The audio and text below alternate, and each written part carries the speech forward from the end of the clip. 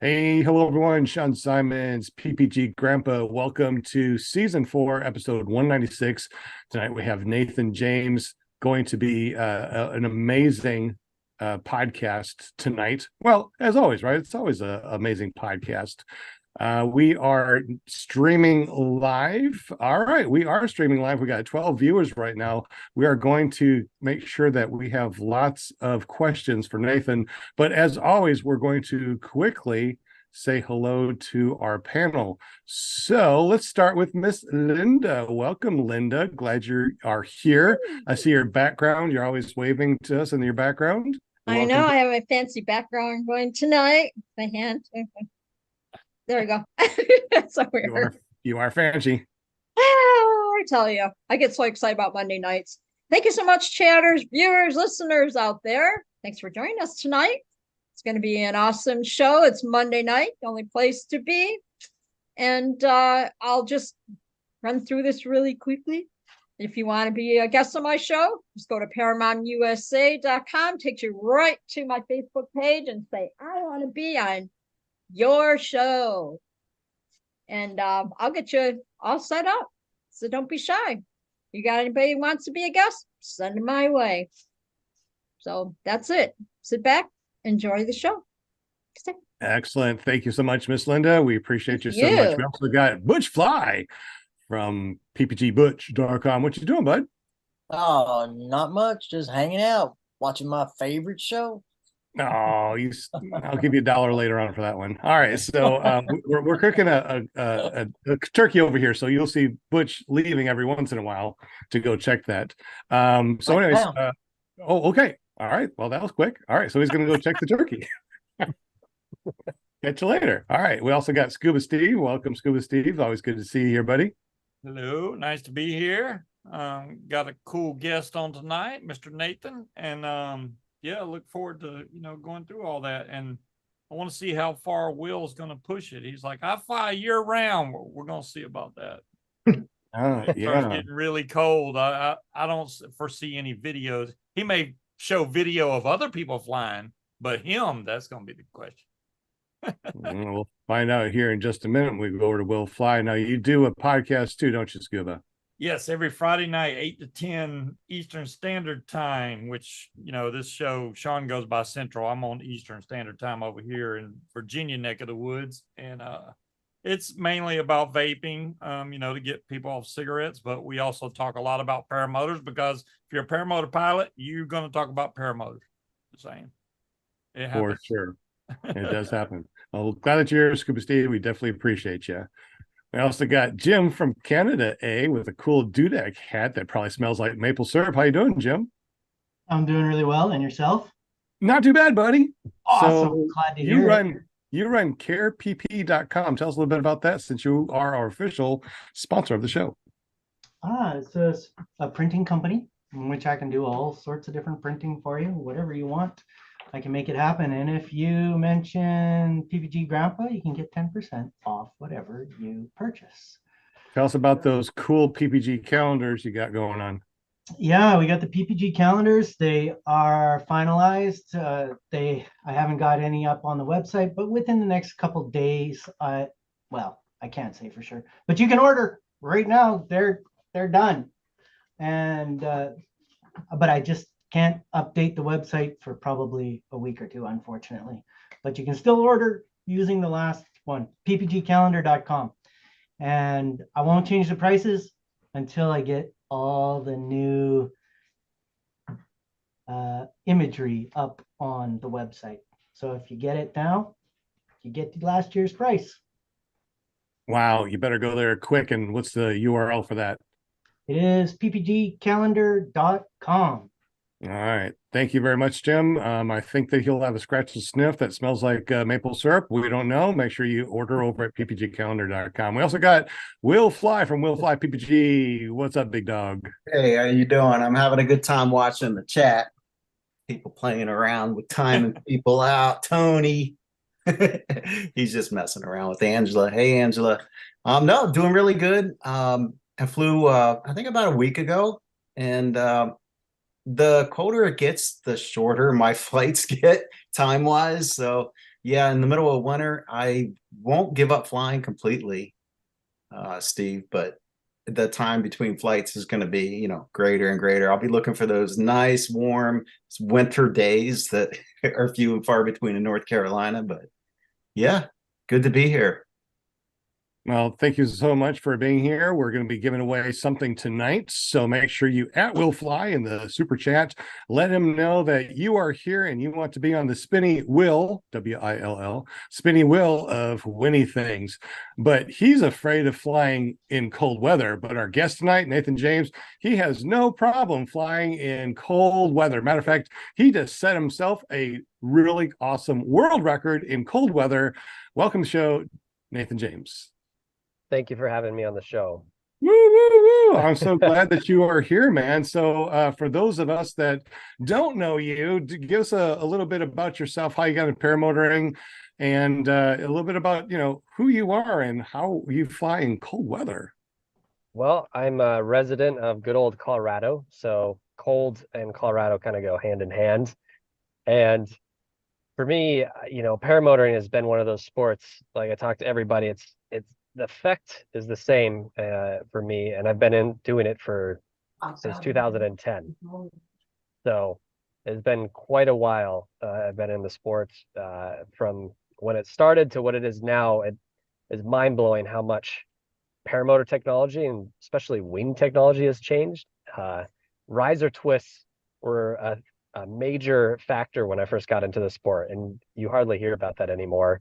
So that should signify how much it has changed for the better. But I started paramotoring in 2010. And actually, I was flying hang gliders before then. I got into flying hang gliders when I was 17, and I loved it. But I got tired of going to the top of the hill with your hang glider on your shoulder and having the winds completely switch 180, and you could no longer launch. And you had to, the only option you had was to hike all the way back down. So I got tired of that, and I thought about free flying on a paraglider, and I dabbled in it a little bit, but you often would hear about wing collapses, and obviously in paragliding, you're flying in the most volatile conditions because you want to get what you need as a paraglider, and that is lift. So I was always a little skeptical, and one day I had just sold my hang glider, and I was browsing what we known back then as Craigslist, and sure as heck, I saw a paramotor, and not knowing or having a clue what was good, what was bad, and the price was excellent, I went ahead and went for it. So I had bought a top 80 with a Paratoys 30. Now keep in mind, I'm 155 pounds on a good day. So that setup was very questionable, but why I bought that setup was because it was $300. Wow. $300. $300. The lady, her husband had passed away, not from an aviation related accident, but I believe he had another complications that he unfortunately did pass. And so she was just wanting to get rid of it. So I made her an offer, and she said yes. And then next thing I know, I had this paramotor sitting in my garage. So not knowing what to do or how to do this, first thing I go to is, YouTube, because Colorado at the time really had no instructors in general. And so Don't sell my YouTube was gear for $300. yeah. YouTube was a very helpful segment, but I do have to give some credit where it's due. And as a man by the name of Mike Bennett, he was on this internet forum with a bunch of paramotor pilots, not Facebook, but it was like a Threads, if you remember the old Threads type communications. And I reached out and I said, I would like to fly, and I would rather get a couple of pointers before I send myself off this hill. And Mike Bennett was one of those guys that turned out to be an amazing mentor. And if it wasn't for him, I definitely think I would have had a lot more butt fan incidents into the ground. And so I did teach myself to some degree, but he really instilled a lot of the what to do and what not to do, and really emphasized wind control. I mean, I was kiting day in, day out, and in high winds and low winds, practicing forwards and reverses, and that really instilled this wing control that kind of stays with you even to this day. So I spent a majority of my early years of paramotoring with Mike out in this open wheat fields out in eastern Colorado. And I tell you what, it was probably some of my fondest memories because it was one of those where the sun is setting, you're flying, and those early years of paramotoring, the most nerve-wracking yet most amazing years of paramotoring because everything is so new and you're just like, this is amazing. Right. And as it advanced, well, obviously this 30-meter wing had to go. I mean, in fact, I got a video where the winds were probably 20 knots. And my buddy Chris Montes was filming. I came in, landed, and you're dealing with a couch of a wing above you, and 20-knot winds. Well, that's going to, of course, turn into a land sail. And he's got an amazing video where I'm just scooting down the runway on my backside like it's a sailing ship. Wow. So I got rid of that. I went to a Mac Para Velvet. If any of you know what that is, might have heard of it, might have not. It was a 23-meter. It was known as semi-reflex. This was state of the art at the time because reflex was a very new technology. Not a lot of people really were interested in reflex. They're very skeptical about it. Flew the Velvet for a little while. It was a great wing. Started getting into semi-acro with it, and eventually stretched to the A's on the leading edge. So I sold that, got sponsored by Mac Para at the time, and they had just released the Kronos 19, which everybody, when you got in the sub 20-meter size wings, and this would have been 2011, 2012, it was a big deal. And I flew my first air show on this wing. And I tell you what, semi-reflex and a hot 1 p.m. air show slot over a black runway really keeps things interesting. And I bet. And these years, how young were you? I mean, because you're talking about 2011, even further back. How old were you when you started paramotoring? well, I'm 36 now, so I was just getting into it in my early 20s. And I wish. Okay. yeah. And I think it was a good time to get into it. I mean, it was one of those where you were so eager to try new stuff. And it's amazing how much I watched over the years of how things evolved. I test flew the very first Hadron.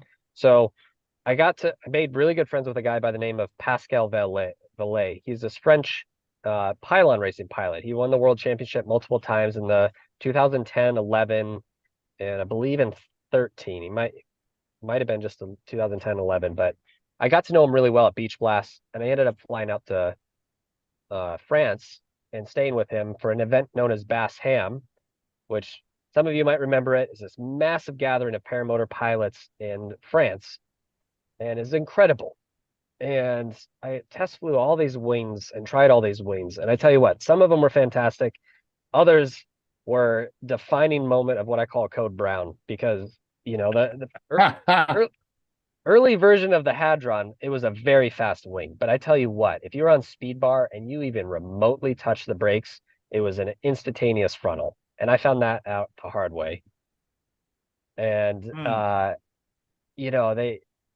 was an absolute blast getting to know all these guys at like Dudek and all the European pilots, because in my opinion, American paramotor pilots, we're a really special group of guys. But then when you go fly with the Europeans, you're like, wow, these guys are like next level. They take it so seriously, especially from a competitive side. And they're trying everything to get that last second around pylon racing. And, when you try to learn their methods and their training and even just any advice that they have, I try to take it all in. And it kind of pushes you to be a better pilot in a lot of ways. And so over the years, I was flying for Mac Para. I left them after my first year flying air shows. And my second year of flying air shows, I was introduced to a wing, thanks to Chris Montes, known as the Paramania GTR. And I would say, out of all the wings that I've ever flown, that is hands down my favorite wing for a multitude of reasons. It's probably the only wing that has kept me out of the hospital because of how stable it is. I flew more questionable conditions in that wing, and we're talking Chris Montes and I were flying the Florida Keys, and we were crossing a section of Marathon Island flying north, and the winds were horrendous. And he was on a GTR, I was on a GTR, and I look back at some of those videos, and the trees were just, they were sideways. I mean, I don't even know what they were gusting to. And if I tell you what, the designers over at Paramania, when that wing came out in 2012, that whole manufacturer, the team, Mike Campbell Jones and Pascal Campbell Jones, that whole group, it was probably one of the most pivotal points for me in my paramotor career, because of how much that wing changed my perception of midday flying. We often in paramotoring are early morning or evening, because obviously that's the least volatile when it comes to air conditions and the smoothest of the air. And that's a wonderful thing. But for us, we didn't always have that luxury, especially with flying air shows. We were given 1 p.m., 2 p.m. slots, whereas 85, 90 degrees out, and they're wanting us to do barrel rolls and acro over a hot runway. So you had all these variables that were kind of thrown in your lap, which to the common paramotor pilot meant certain death. I mean, so I would have to say that wing definitely changed my perception on wing stability, especially in very adverse conditions. And I flew that for almost 10 years. I mean, I just recently retired it, maybe about 2 years ago. It was very hard. In fact, I still have it, and I look at it and I'm like, maybe I should pull you out and fly you again. But I mean, people look at me like I'm nuts. You're on a 10-year-old wing. But there's yet to have yet to find a wing that has a stability. It is a brick. It has a terrible climb rate, and you will get absolutely ripped muscle-wise like Schwarzenegger because of how much brake toggle pressure it requires. So there's a catch-22 with all that. But I tell you what, if there's one wing that I look back in all the years of flying paramotors, it's that GTR that really just saved my butt in a lot of scenarios with flying. And so I'm on a Gin Carve 18 now, which has, I would say it's like the little brother of the GTR. It definitely has attributes that are very similar to the GTR. And for me, I like that. Is it the GTR? Not exactly. It still is a little unstable in comparison to GTR, but I do have to give it credit because it is the wing that I chose to fly on our recent altitude record coming up here that we did back in November. And I have to give it credit because the conditions that we flew with that day and being on that Gin Carve 18, it really did save my bacon on a lot of scenarios. So a lot of people are wondering, well, what made you want to get into trying to set a world altitude record? And this has been like an uphill battle since I would say 2011.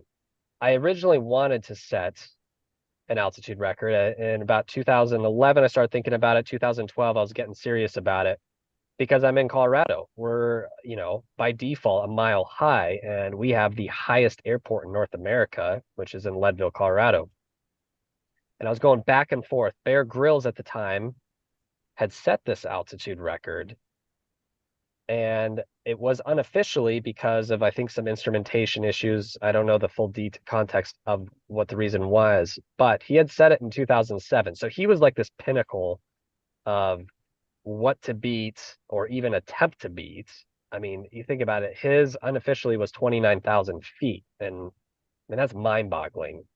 What helped is he had set it at Everest Base Camp. So his starting altitude was nearly 19 or 18,000 feet. And so that definitely got him some brownie points when it came to an altitude starting point.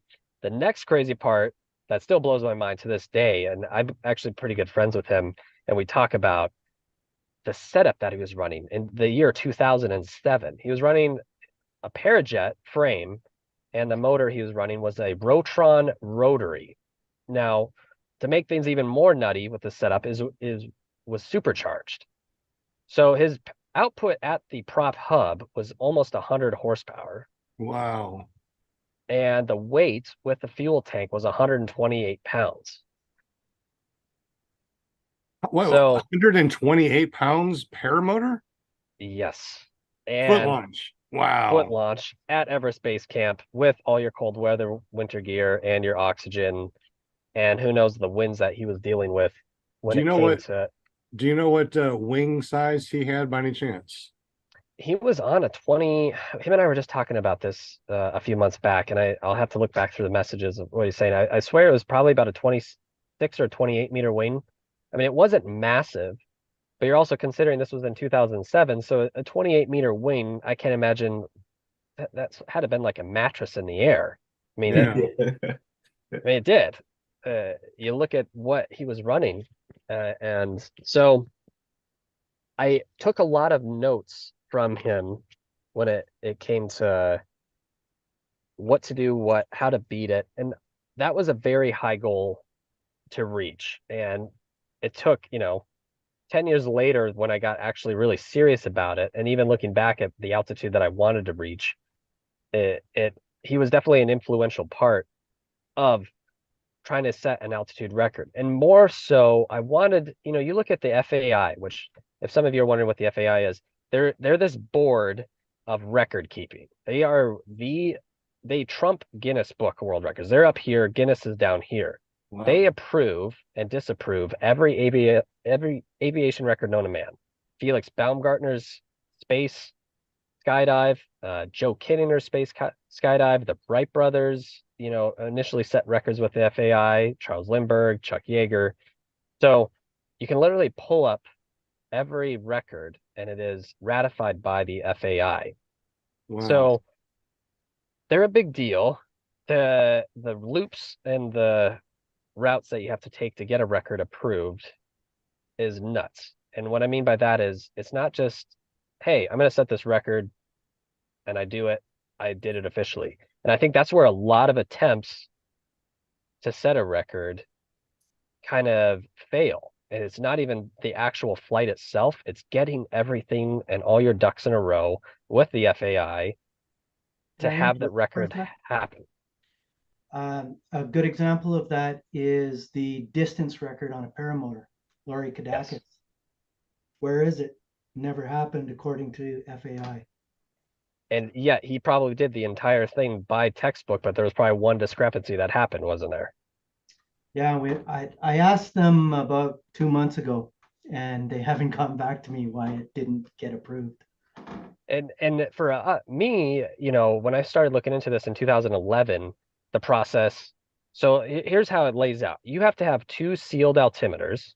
You have to have an FAI observer in person that has to remove the altimeter from your aircraft and put it on your aircraft before the takeoff and after the landing. You have to return back to the same area that you took off from. And the systems that you're using when it comes to altimeters have to be calibrated with calibration certificates. They have to be approved by the FAI. And when all that's said and done, then you have to go through the paperwork of actually getting the record that you want to set established and sanctioned.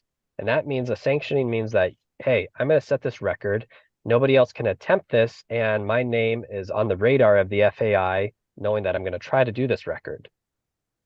So I got kind of, I wouldn't say bored, but I no longer wanted to pursue an altitude record because Ramon Morales had officially set the altitude record, which, by the way, he's an amazing pilot. I was hanging with him in Egypt in the World Pylon Racing Championships in 2017. And that guy, I don't even know how old he is. I'm going to throw out a number and it would be nice, maybe 45. He's probably older than that, has like an 18-year-old body with this like expert paramotor pilot that's been flying for 30 years mentality. I mean, he's incredible pilot, and his drive to set records is mind-boggling.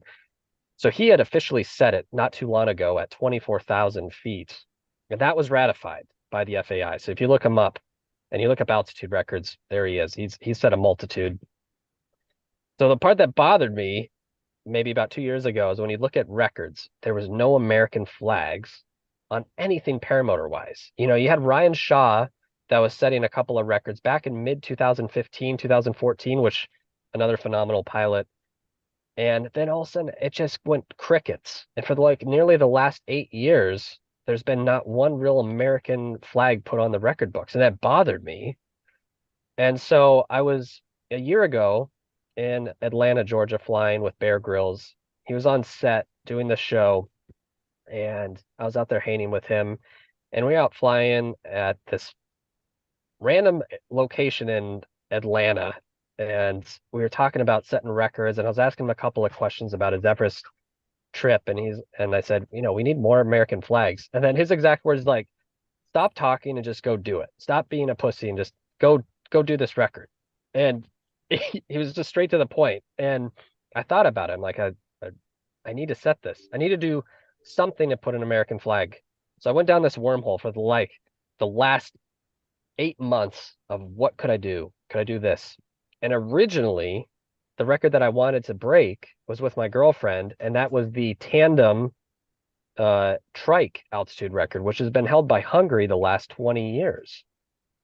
So her and I were consistently flying the trike and working on different wind conditions and just kind of getting her ready. I was having her kite a wing and just kind of like know what the behaviors of it. We went down to Florida. We got the tandem exemption. I was trying to do everything by the book so that if the FAA was to look at this record and say, hey, you're not doing things by the book, I wanted all my ducks in a row, because then if the FAI saw that the FAA was looking into this and they said, you didn't do this by the book, no record for you. I kind of think of the FAI as like no soup for you from Seinfeld.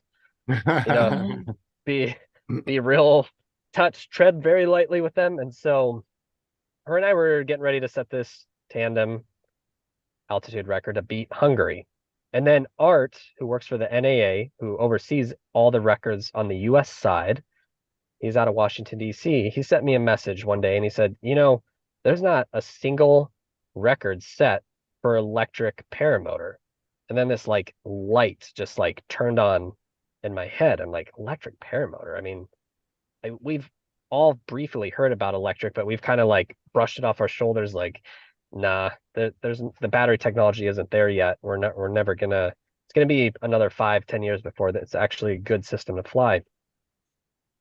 And then it's weird how like all the puzzle pieces kind of fall into your lap and in the correct order.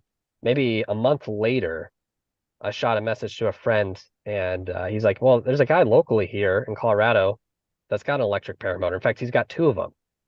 And I reached out to him and he's like, come out and fly it. Come test it. I have 2 variants. He's got one variant, I kid you not, it has 4 electric motors.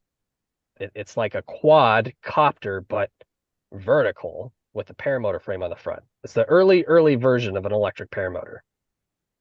Unfortunately, they don't make that anymore either. And also they spin the opposite direction, so there's 0 torque. Yeah, it's a great system, except the battery life, I think he said maybe is 15 minutes if you're lucky. Maybe. That's what I heard, yeah. So, and then he's got the SP-140. Well, one day I went out and flew it, and I was, it was a cool afternoon. I was flying the Gin Carve, took off, and I was like, oh my gosh, the power on this thing is phenomenal. I mean, it was instantaneous and it never failed. And then I started kind of working on, when I was flying it, like how much can I milk the battery? How much life can I get out of the battery? Because everybody said, oh, you'll be lucky if you get 30 minutes, if you're lucky. Well, I got almost 45 minutes and I was still flying it pretty aggressively, and it would actually go even further. And I think that had many reasons. What I weigh, the wing that I'm on is pretty lifty, and the wind conditions that we were flying in. So that kind of set the benchmark of what and how and why we wanted to set an altitude record. Well, a week later after flying this electric, my friend Pascal shot me a message and he said, hey, you've been flying this electric paramotor. We have a guy out here that's getting ready to try to attempt an altitude record on electric. And he hasn't done anything yet. He's just been in talks of it. And the minute I heard that, I was like, no more French flags on that record book. I was like, we are putting an American flag on this record. We have to. This is our chance. And they had no benchmark for altitude for an electric. So most people are expecting 6,500 feet, maybe 7,000 feet. And that's what the French were shooting for. I think he initial tested to like maybe 8,000 feet. It was his highest point that he got to. He never filed a sanction, never went to the FAI. I think they were just testing at the time. So I made some calls. Thanks to Harley Milne, who some of you might know, he flew all around the US, another remarkable pilot. He actually had 2 altimeters that were approved by the FAI. And thanks to him and his generosity, he had sent those out to me. I sent them out to get calibrated. I called the airport that I was going to take off from, which was Leadville Airport. I gave him the scoop. I said, hey, we have a world altitude record we're going to try to set.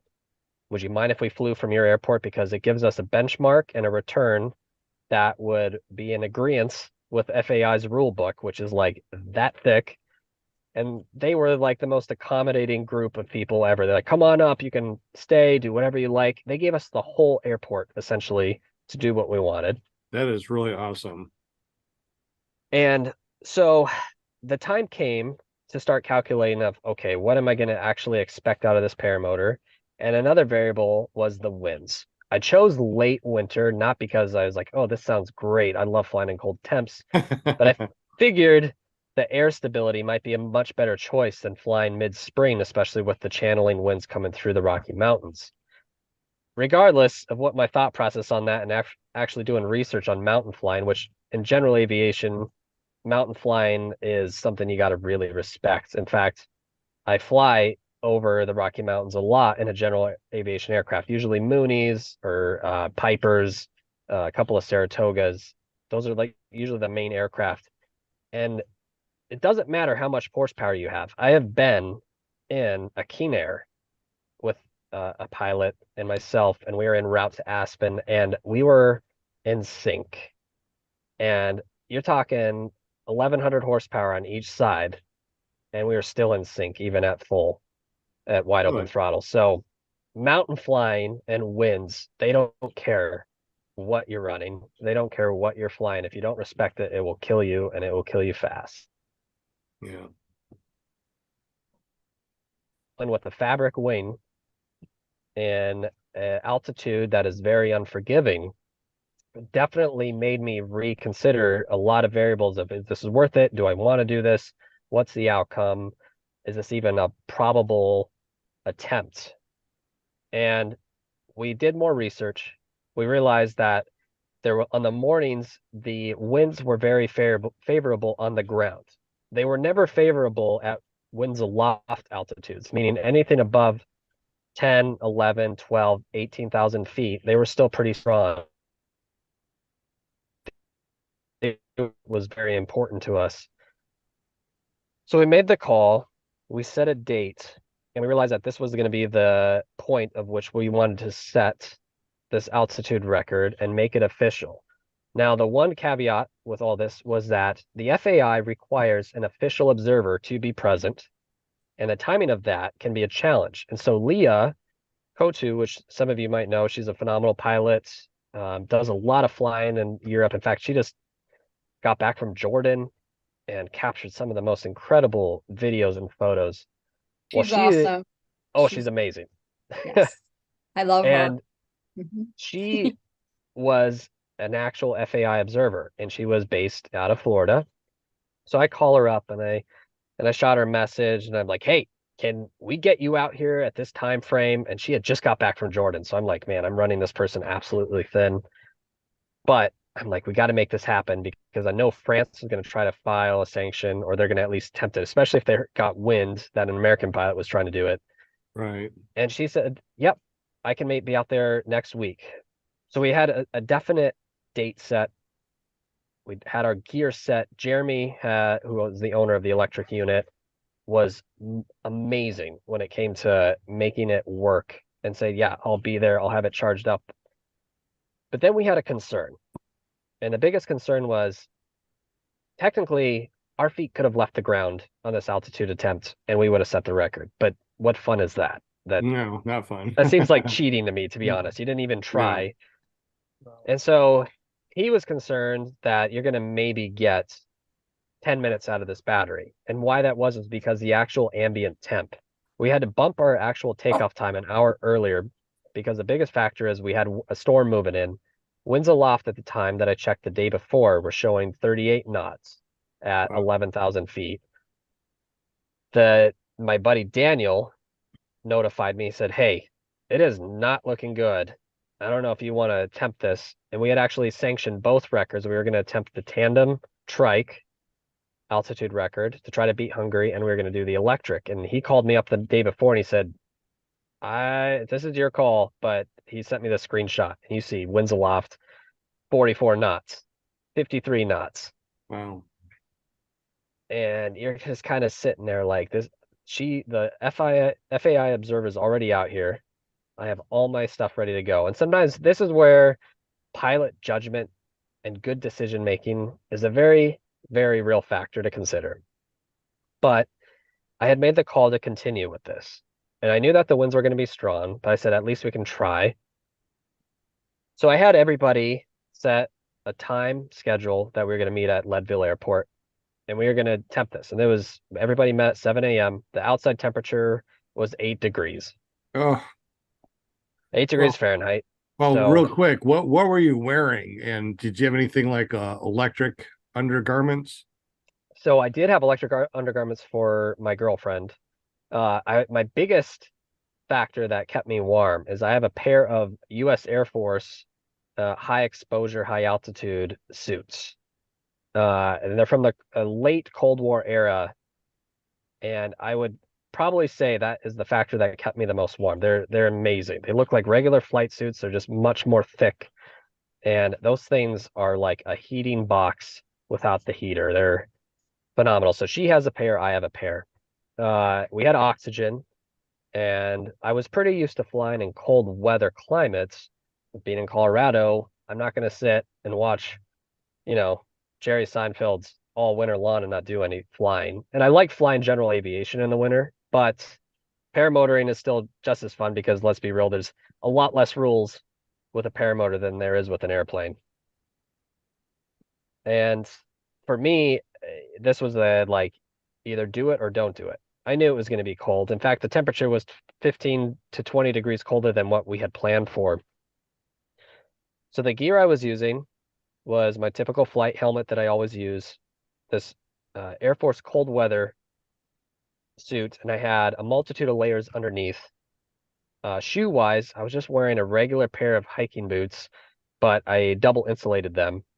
Gloves, I could have made better decisions with my gloves, and we'll get into more detail about that with an incident that happened on this flight that almost cut it short because of not choosing the right gloves. Everybody shows up. The winds were actually quite amazing on the ground. They were maybe 3 to 5 knots.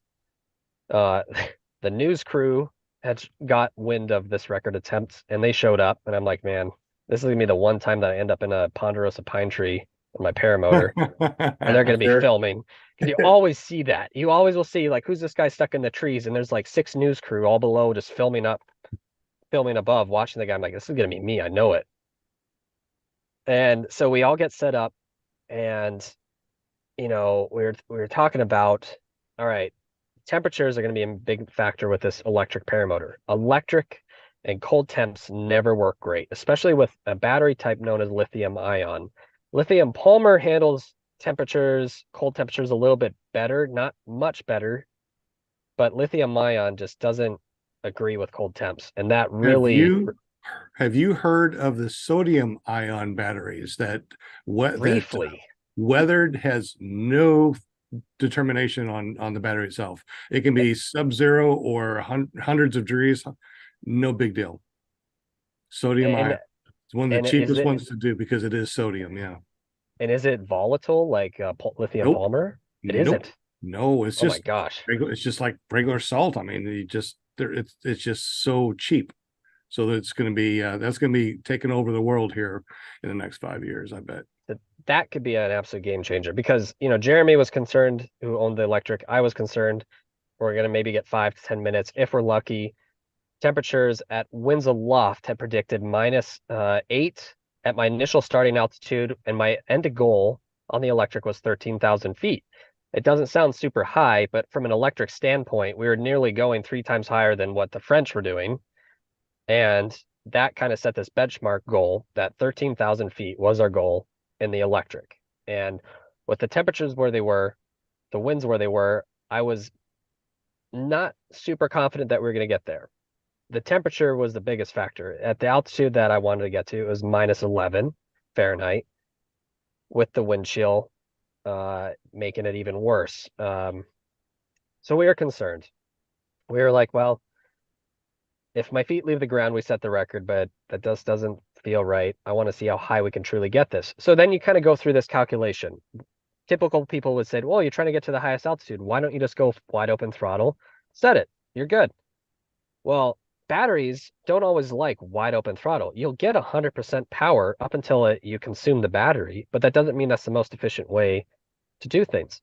Right. I found that flying the electric, that doing between 30 and 40% throttle and just milking it very slowly yielded a pretty amazing climb rate, to be honest.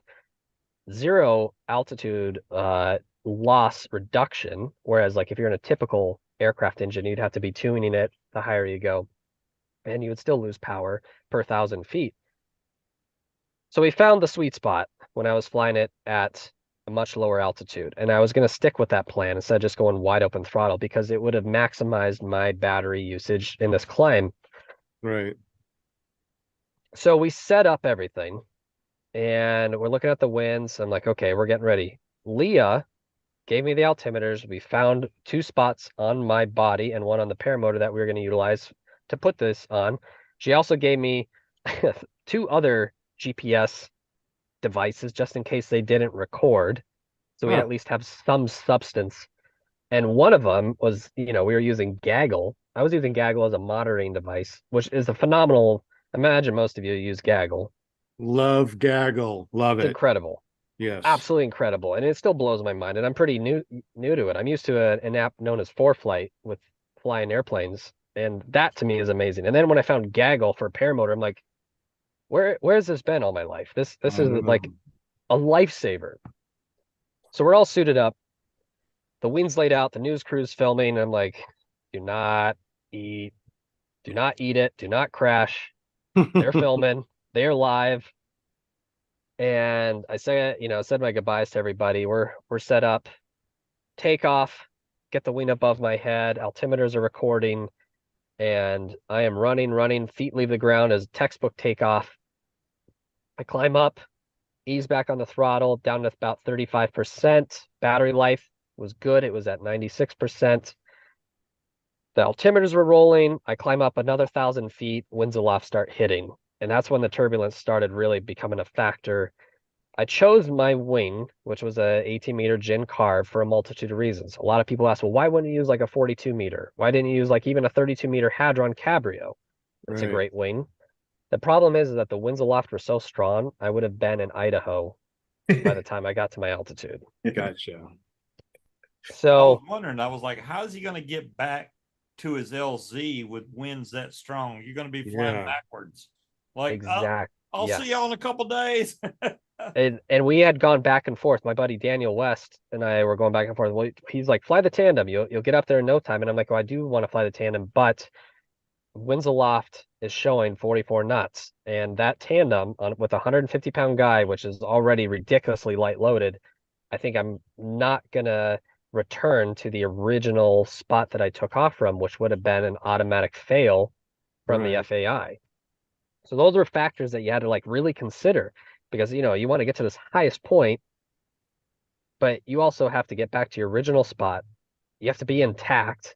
The observer has to remove the altimeters, and that was not going to work with the winds that we were dealing with. So that's why a lot of people wonder, why did you choose the 18? That's why. That's because the wind penetration on that wing is incredible. I have flown through some horrendous winds with that wing, and it goes through it like no problem. So I take off, I'm in the air, I'm fighting a lot of turbulence, and which is normal. I had planned that. And then I climb up another 1,000 feet. So I'm at maybe 12. Battery life is looking really good. I'm actually really happy with how it's performing. Still utilizing about 35%. And then this next wave of turbulence goes, and I'm getting wingtip folds in. no. It's the leading edge is loading, unloading. You can, wing will talk to you, especially in the Yeah. brake toggle pressure. And multiple times the brake toggle pressure got really light and not responsive. Wow. And if a gin carve is doing that, you're like, well, this is really not good. And so just kind of kept monitoring it. I was fully trimmed in, and I went out half a click on my trims just to get a little bit more wing loading and speed loading. Right. Still climbing.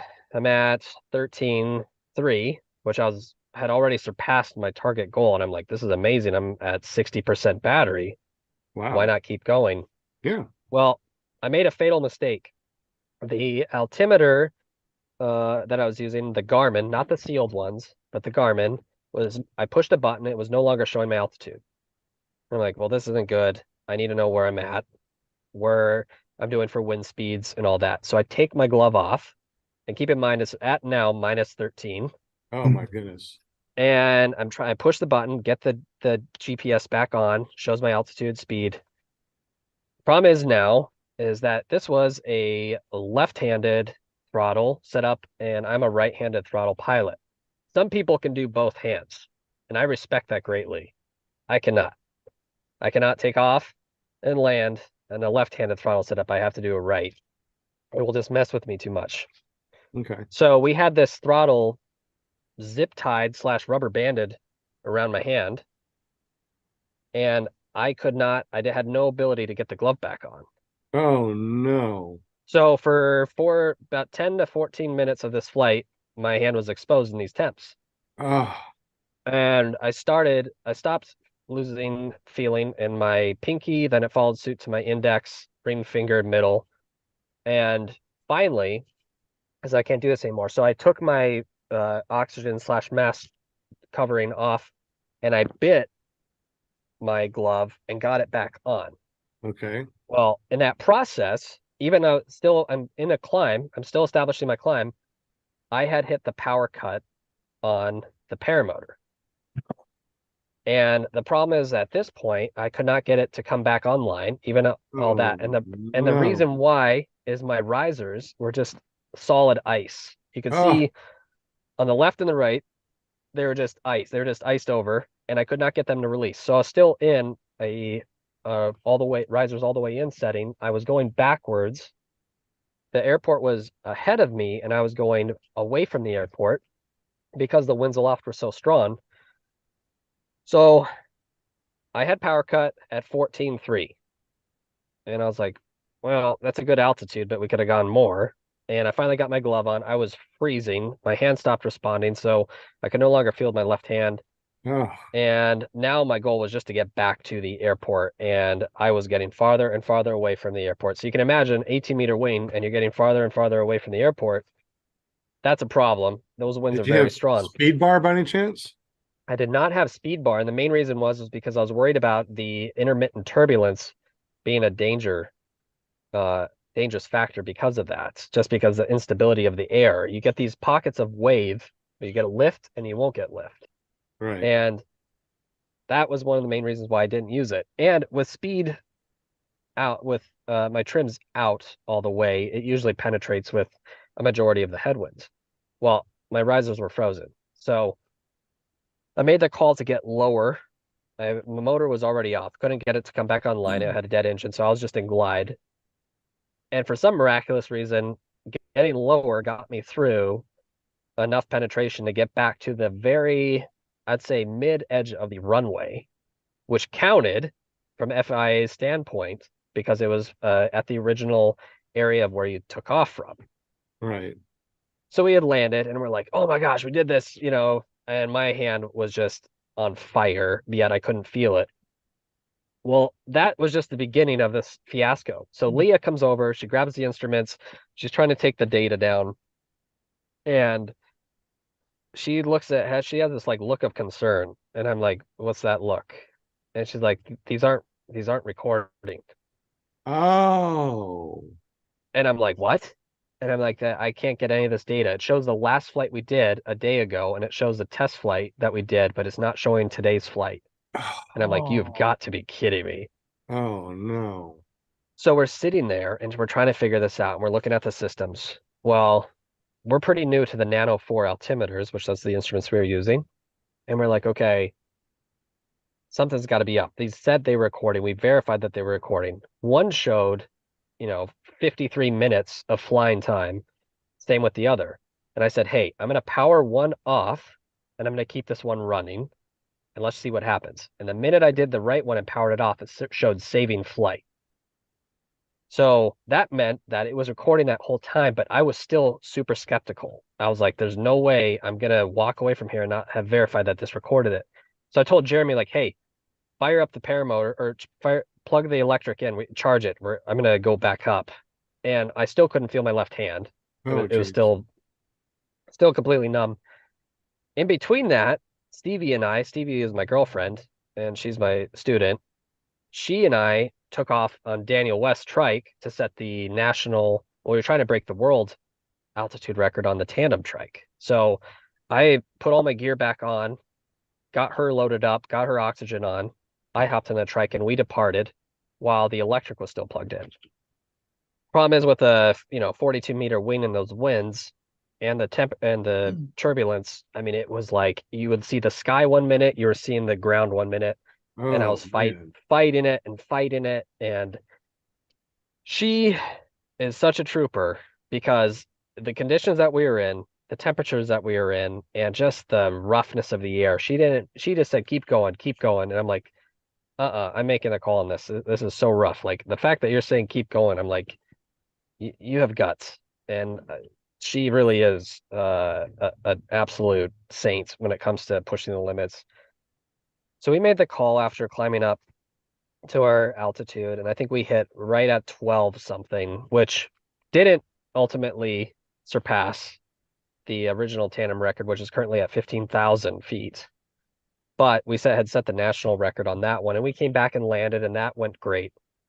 Jeremy comes walking back with the electric, and he says, I only got 70% charge on this. I don't know what it's going to do. And I'm like, we got to go for it. And I kept one recorder still recording. By now it's showing 2.5 hours of flying time.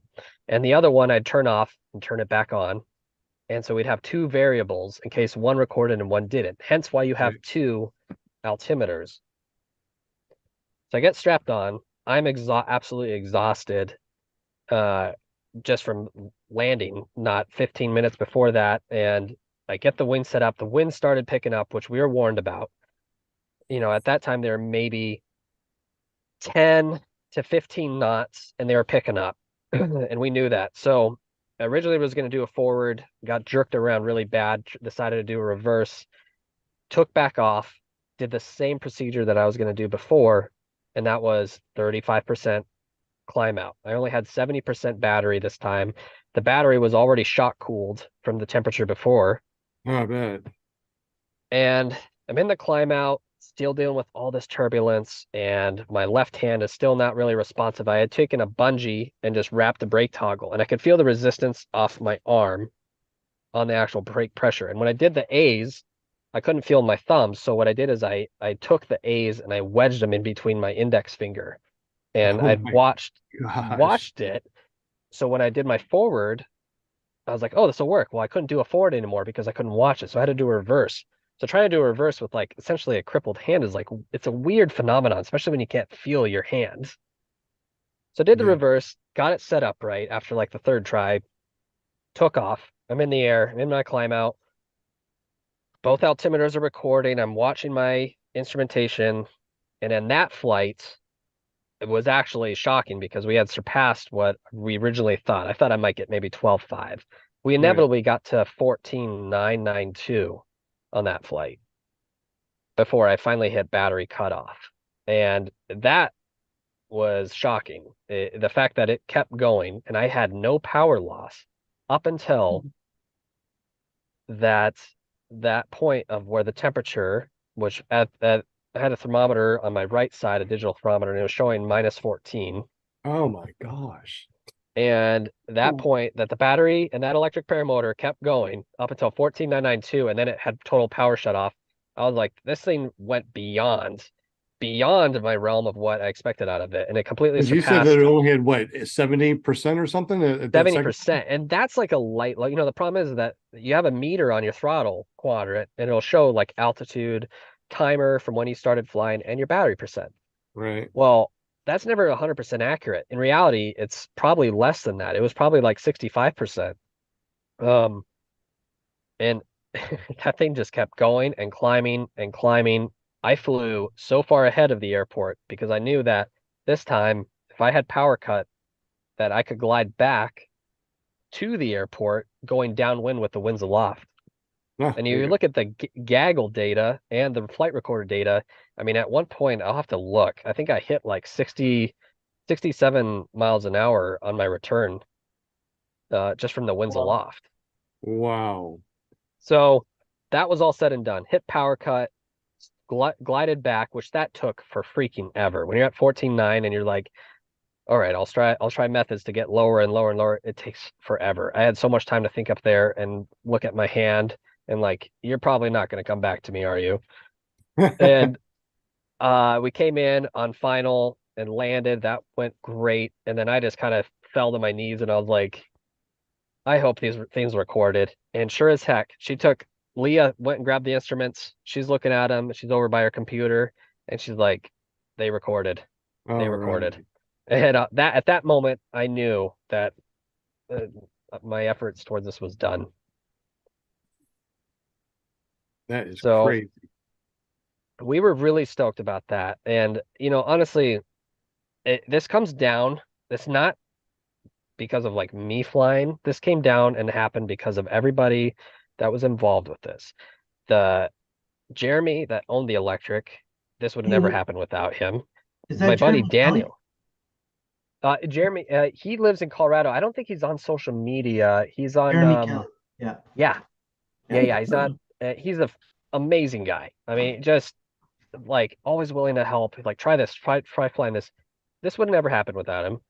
My buddy Daniel West drove all the way up, and Stevie, my girlfriend, helping out with this. I mean, like everybody just kind of came together and made this happen. And to me, that was probably the most magical part about this. It wasn't so much the record, it was just watching what teamwork and the results that it yields when everything's in unison it's like you're endless. I mean, the work is endless. You can literally accomplish anything.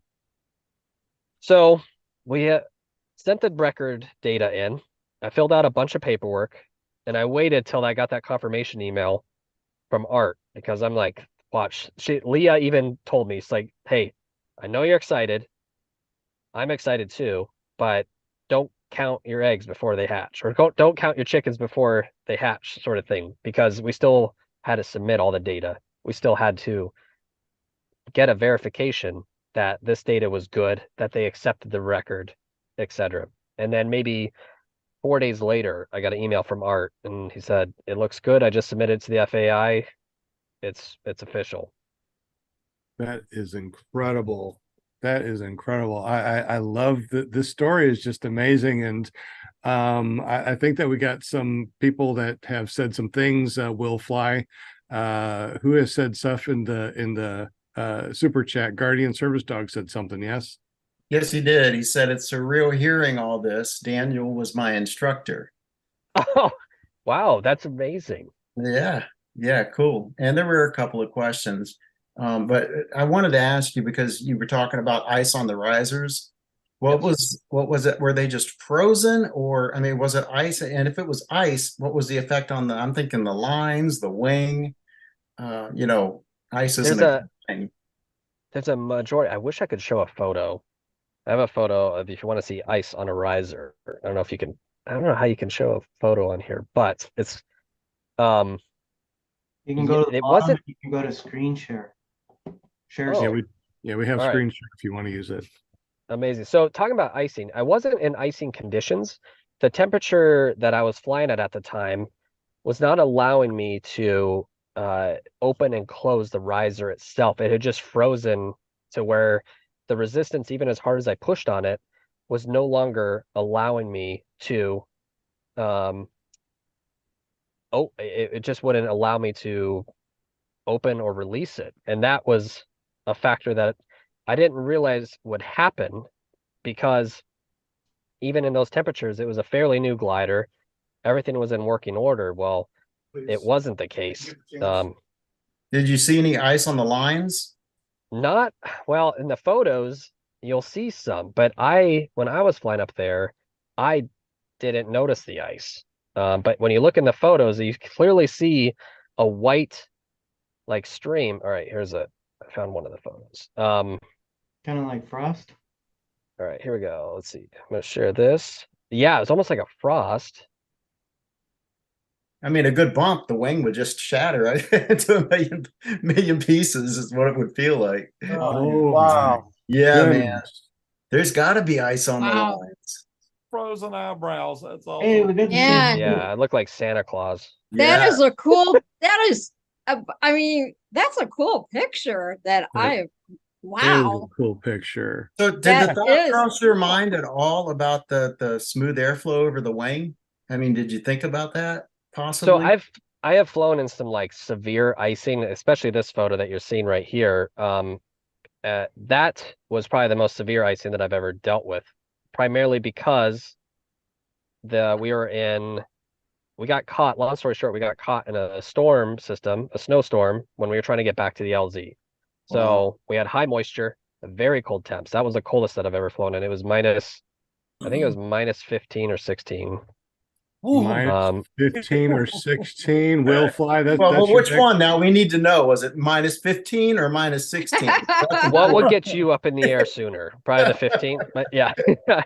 And that for me was the Wow. wing. I was on the GTR, and that changed. Its flying characteristics became very lethargic, and that's when I knew that wing loading and icing were a real thing.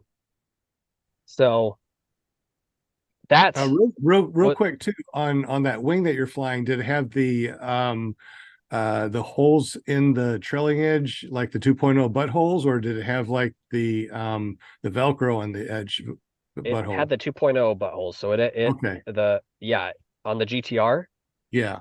Yeah, it did. It had the 2.0 buttholes, which those are great. The Jin doesn't really have those, but I noticed no real difference in wind controllability at the altitude that I was at on the electric flight. It performed flawlessly. And foot launching at nearly 10,000 feet, I was actually shocked how fast I got off the ground with that electric setup. I mean, it was maybe 5-6 steps, and I was gone.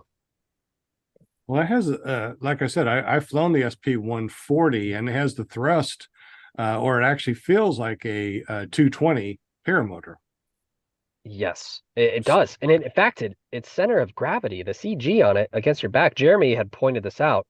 It's incredible. It feels like a top 80 almost, because of how close the battery pack is to your back and the motor is to your back. It makes the CG super well balanced. The harness is really is comfortable. If I was to change up anything with the electric, I would make the throttle sensitivity programming just a little bit more user friendly. It's usually off and then like on. So you just kind of got to be mentally prepared for that. But with this record setting, now the problem is like once you kind of get the taste of doing one, now you're going to want to do more. And so now we're like figuring out what other ones we can do and set. So now we're going to try doing the electric foot launch altitude record. We're going to try to do an electric trike. We have these multitude of records, and we're going to go back up in this spring and try to do more. In fact, I was talking with another guy that has an SP-140 out of Arizona, and him and I were going back and forth. We think we can get to 18 to 20,000 feet if we do this right. And especially if we choose our winds aloft correctly, where they're low enough that I could be on like a 32-meter cabrio, where I could penetrate through a headwind that isn't super rough. And if that's the case, I think 18,000 to 20,000 feet is a very achievable altitude. You would have to get an exemption, wouldn't you, if you were going that high? Yeah, and we actually already had a NOTAM for us by the FAA. I was going back and forth with the FAA with this because I didn't know what to expect. And especially dealing with a tandem altitude record, the FAA kind of watches that stuff. And honestly, everybody says the FAA is like, this big bully. They were the most amazing group of people to work with. They got me my NOTAM. They let Aspen approach and Denver approach. And they're like, hey, this guy's going to be doing an altitude record. If you need to divert some flights, we're letting you know. Like, they're the most accommodating professional group of government officials that I've had the pleasure of working with. And they really made this attempt much more convenient than I expected. I thought it would be an uphill battle with them. So speaking of being in the class alpha airspace, which is above 17,999, I would need to get approval ahead of time, which I'm already in the system for this current NOTAM, that what they would do would just file another one and let any approach aircraft into Aspen or Denver know, hey, this guy could be up to 20,000 feet, letting you know, here's the area that he's going to be in. Wow, that is so cool. I would love to do that record with you. Let's That go. is something Let's do that I would love to do. That sounds so fun. Yeah, it really was. I mean, I got, thank God I got a friend over here that has SP 140. I'll need to get up with him and see if he will let me borrow that. Neil, will you let me borrow that, buddy? If you're listening to this, I want to do a record with the SP 140. So I know what you mean about the travel of the throttle with the SP 140. I've never flown it, but I've done 3 run-ups on it. And the sensitivity of the throttle, I mean, it's electronically controlled, isn't it? I mean, is it? It is electronically controlled. So I would think that that could be an easy adjustment to make through programming or whatever. But it did take me a while to get the right mix of squeeze and power. they have different modes though. They got the beginner mode, they got sport mode, and I think they have modes in between too, right? I mean, I know they got the beginner mode and sport mode. Is there any other modes? The mode I was in, I could not hold it back. At full thrust, at full throttle. So one of them $high helicopter helmets you got on. People are asking about the helmet. I'm just wondering. Yeah, it's a very similar. This is my original air show helmet. So I have noise canceling pods inside of them with a Senna. I'm running an early version of Senna on it, and it's just been my go-to. I kind of call it my lucky helmet because it's been through a lot of shenanigans with me, and it's kept my head. Is it the 10R? Yes. Yep. The 10R. And here's Jeremy helping me out with this. He's the owner of this electric, and I did not land in a tree, which is good. How far did you have to run at 10,000 feet to get off the ground? 5 to 6 steps I was off the ground. I was absolutely shocked. 18-meter wing with 10,000 feet. I thought I'd be running like Usain Bolt to the end of the runway, but They need to make a pedal setup that you can hook on your paramotor so you can charge your battery while you're flying. Just keep pedaling your feet while you're in the air. There you go. Yes. Charge the battery back up because I know solar would do it. So there was a question about the battery pack. Will, which was the question about the battery pack and swapping them out? Could you use extra batteries? This is from Tony Marzano. Could you use extra batteries as you go higher and then cut away the old ones like NASA? Well, I mean, I would love to jettison a pair of batteries just to say that I did that. I think that would be an amazing thing. We're thinking on our next try that we're going to use it was mentioned here earlier, a jacket system to insulate the battery and to utilize a charge system that is up until the point that we actually take off. We actually had a time frame between when the battery is unplugged to the point that I took off. That was enough that battery dropped down to about 90 to 80%. Because when it sits, it's going to lose some degree of chargeability or sustained charge.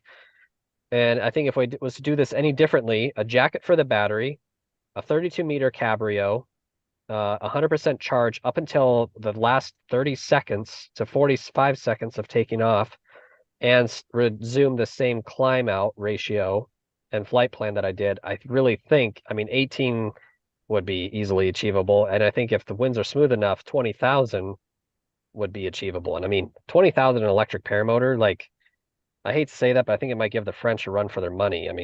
When they were trying to do 8,000 feet. That was a big deal. And then we did 14.9. It's like, well, they're probably tossing some baguettes somewhere. They're probably mad about that. And now this, 14.9 is established. If we can get to 18 to 20, I mean, that might be another American flag on the board, which at the end of the day, that's all I wanted was to put American flag on that board to show that us American pilots still got it. You Yeah, did. and look, and if you look at that picture right now, that little round thing on the very back, that's the motor. That big long thing right up against the back, that huge thing, that is the big battery pack. So it's very possible you could, in series, put another battery pack strapped to the front of you, right, to balance Correct. it, and put it in series and have 2 battery packs. But those battery packs are $2,200, I think. They're not Yeah, cheap. or quick disconnect heavy. where you could unplug one battery, plug in the second one, and then to jettison it, you could have like a reserve on the other battery and just chunk it, and then the reserve would pop and it would float down. That thing Correct. that has to slide in from the top. So to actually Right. do it, you'd have to somehow figure To out a way of, Answer your question, the battery cannot be jettisoned. well, not the way that it's set up right now. You would have It to, cannot be, in order to attempt that record, you would fail. It would not be accepted. Oh, He- you got to keep He it actually on has a valid point on that. yeah, you got to land with what you take off with, I believe. Is what Exactly. that's what you meant by you have to land intact. Okay. I was wondering when you said you have to land intact. I was like, well, yeah, I wouldn't want to land without a Not intact. I thought I saw someone that actually hooked up both batteries to that at the same time. So I thought I'd seen that done before. That would be allowed. You could, as long as you went up with them and you came down with them, it would be fine. Yeah, I I'd probably don't have to even run it think in he needs series, put it on like a front mount reserve, which reminds me, what kind of reserve did you have, and how many reserves did you carry with you? The magical answer to that is 0 Because of the weight. Ooh. because of the weight. So having Yep. another big battery pack in front would be difficult. Well, I would, if I could have a secondary battery pack up front, I would, in fact, I would do that in a second. I could do a front mount container, and I just have to Right. run the wires in parallel to the back. In fact, that's a very good idea because that would yield.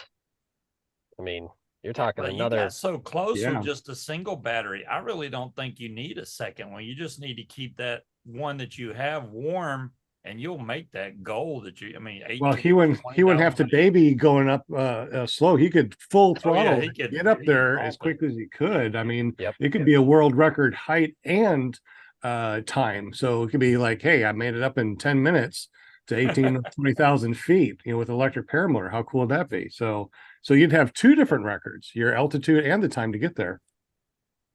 Yeah. Now the one I saw, 2 though, more flags. the first battery was mounted like it normally is, and the second battery was like underneath it at an on its side.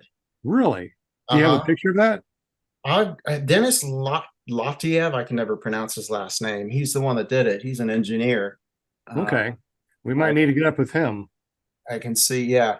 But Be a he's got heavy that speed takeoff, for it. but if he could get in the air with it, shoot. Well, he took off with at 10, what did you say, 10,000 feet in 5 Correct. steps. So I He mean, was that's at- incredible.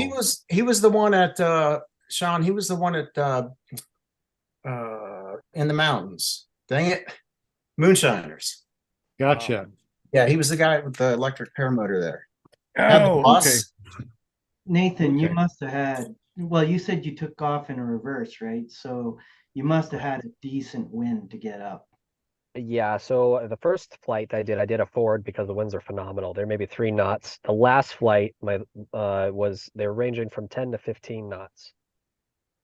I think when I initially took off, it was like right around 15. It was pretty strong, and I was off the ground in no time. And then at that flight, the winds aloft at 14 were about 46 knots. Okay. Real quick, guys, it's after 8 o'clock. It's almost 8:15. We've been yapping for an hour and 15 minutes.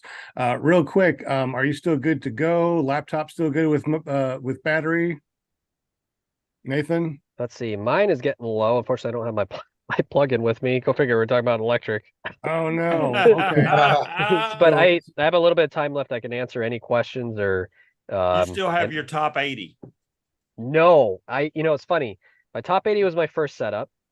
I loved it. Absolutely bulletproof engine. Climb rate was marginal, but the fuel consumption made up for the marginal climb rate. I loved that unit. It was the most headache-free unit. Then I had a Corsair 172 on a Kanguk, which honestly the Kanguk is a phenomenal unit, and the Corsair at the time made marginally good power. It had electric start, which is a plus. I sold that.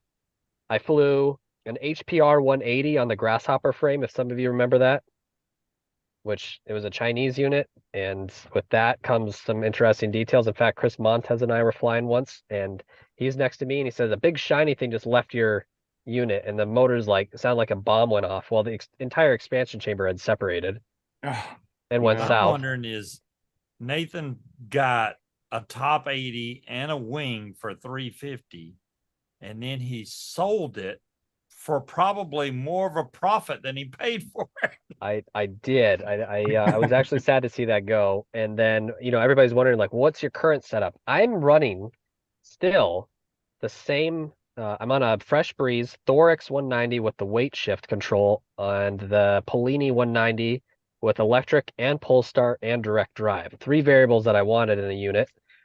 I got that in 2015, and I have maybe 330 hours on that, and all I've done is a carb rebuild kit.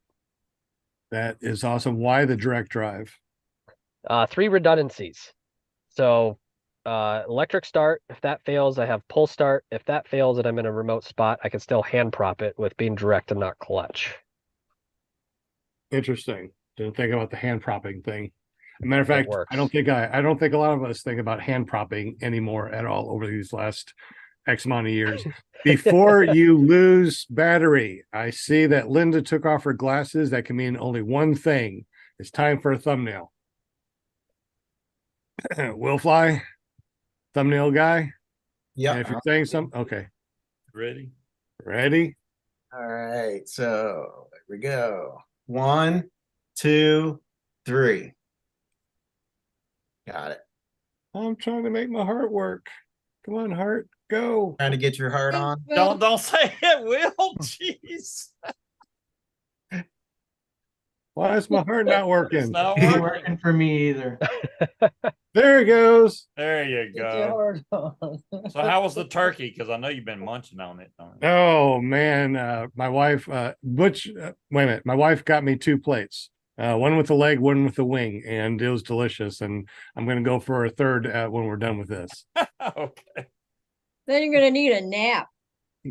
Well, yeah, look at the time, right? Yeah. So any other go. questions from the panel or super chat before Nathan's battery goes bye-bye?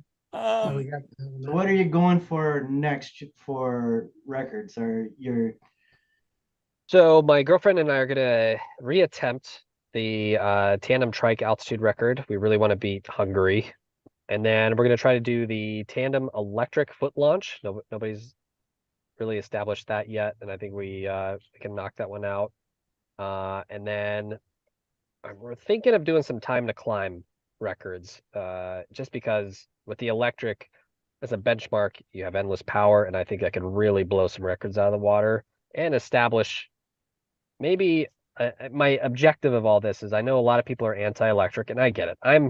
I'm an exhaust note kind of guy. I like hearing an exhaust note. Like I have an open cockpit airplane that I fly that looks like it came out of World War I, and there's something visceral about the smell of avgas and oil and wind in your face and all that. And when you get to electric, it's like humming and it's quiet. So it's a completely different variable.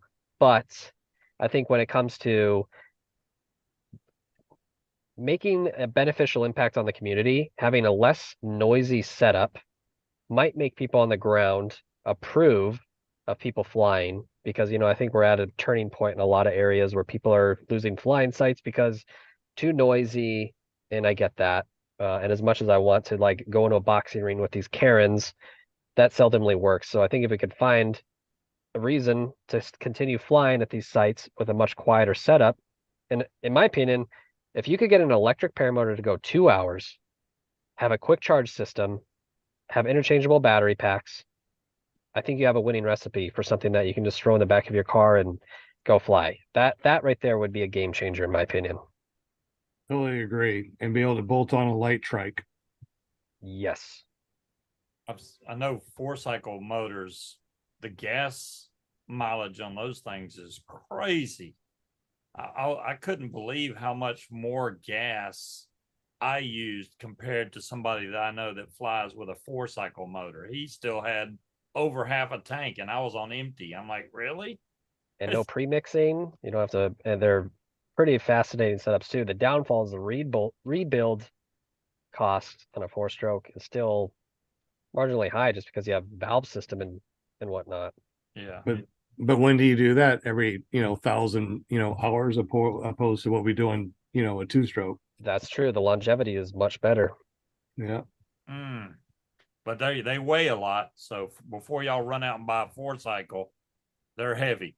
They need to go on. They need to go on a trike or a quad for sure. Yeah, they are heavy. I put How that thing heavy on. is I was that? like, oh hell no, I'm not. But- I'm not But they sound amazing. They sound amazing. They sound like a real airplane. They do sound good. Yeah.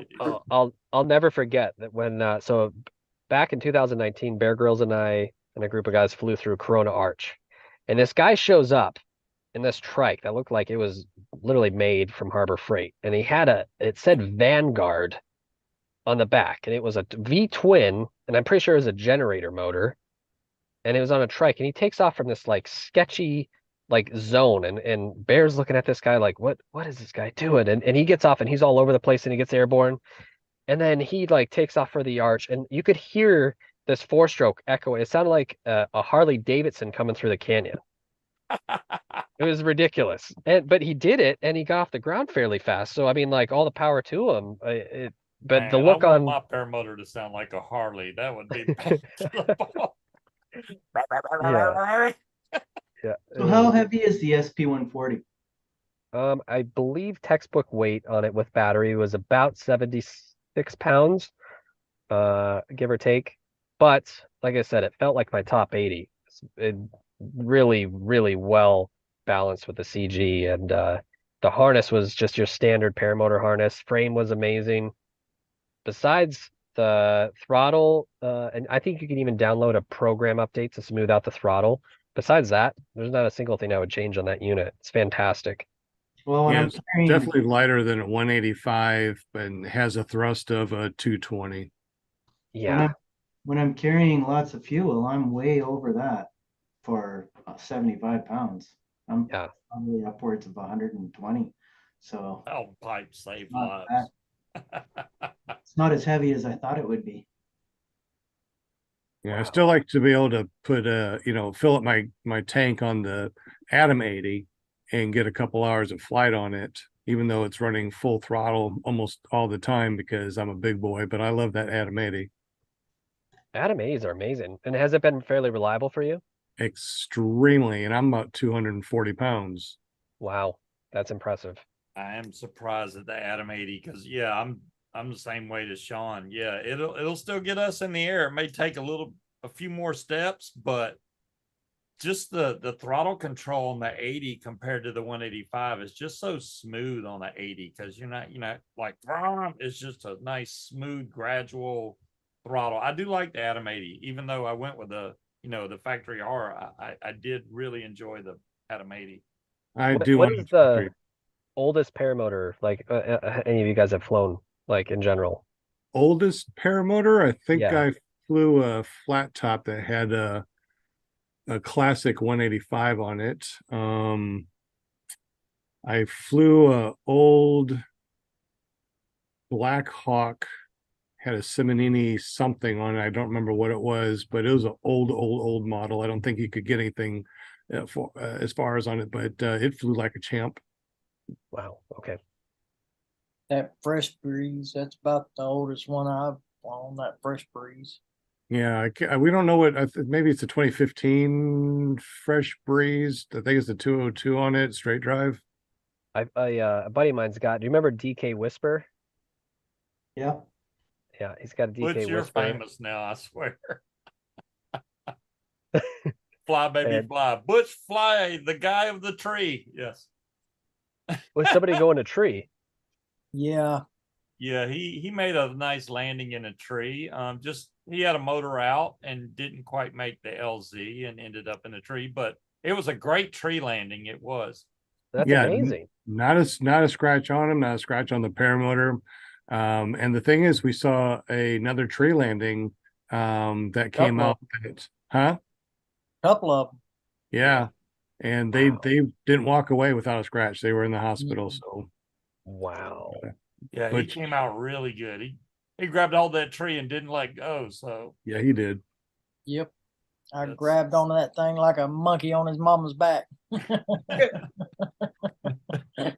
ain't going nowhere. Unfortunate. Yep. Uh-oh.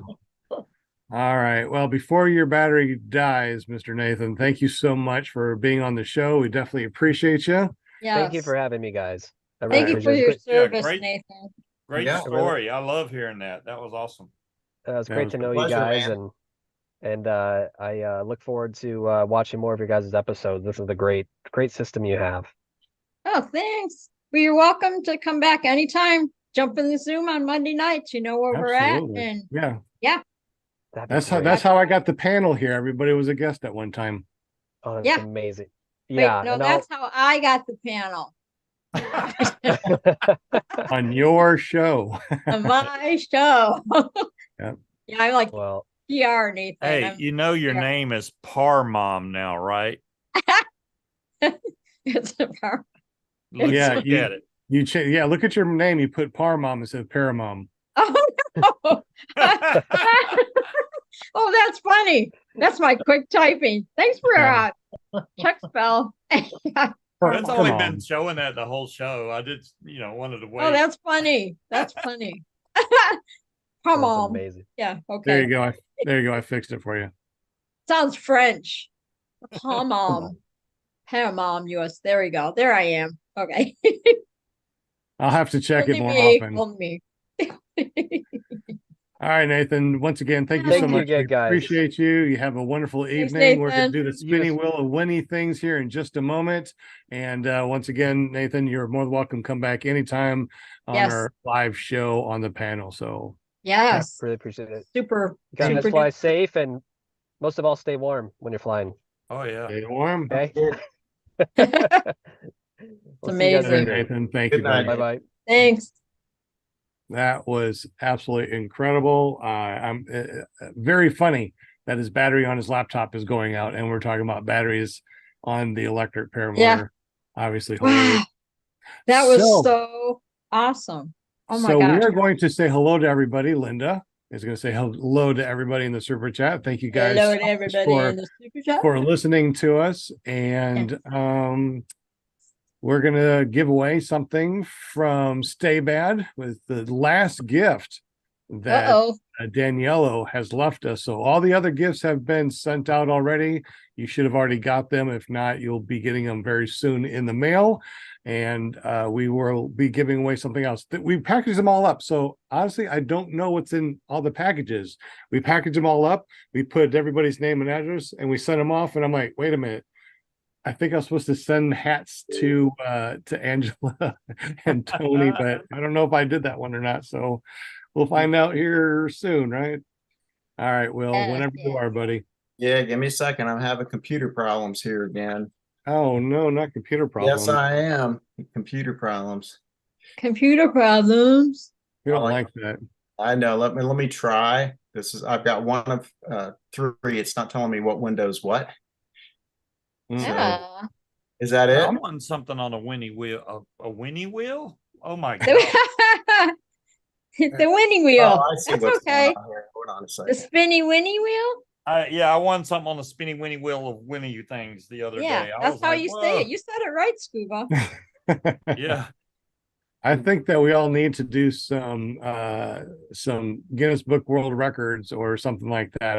I think this was pretty cool, to go out and do a record and put the American flag on more things. So There you go. Yeah. What a cool. Oh my gosh.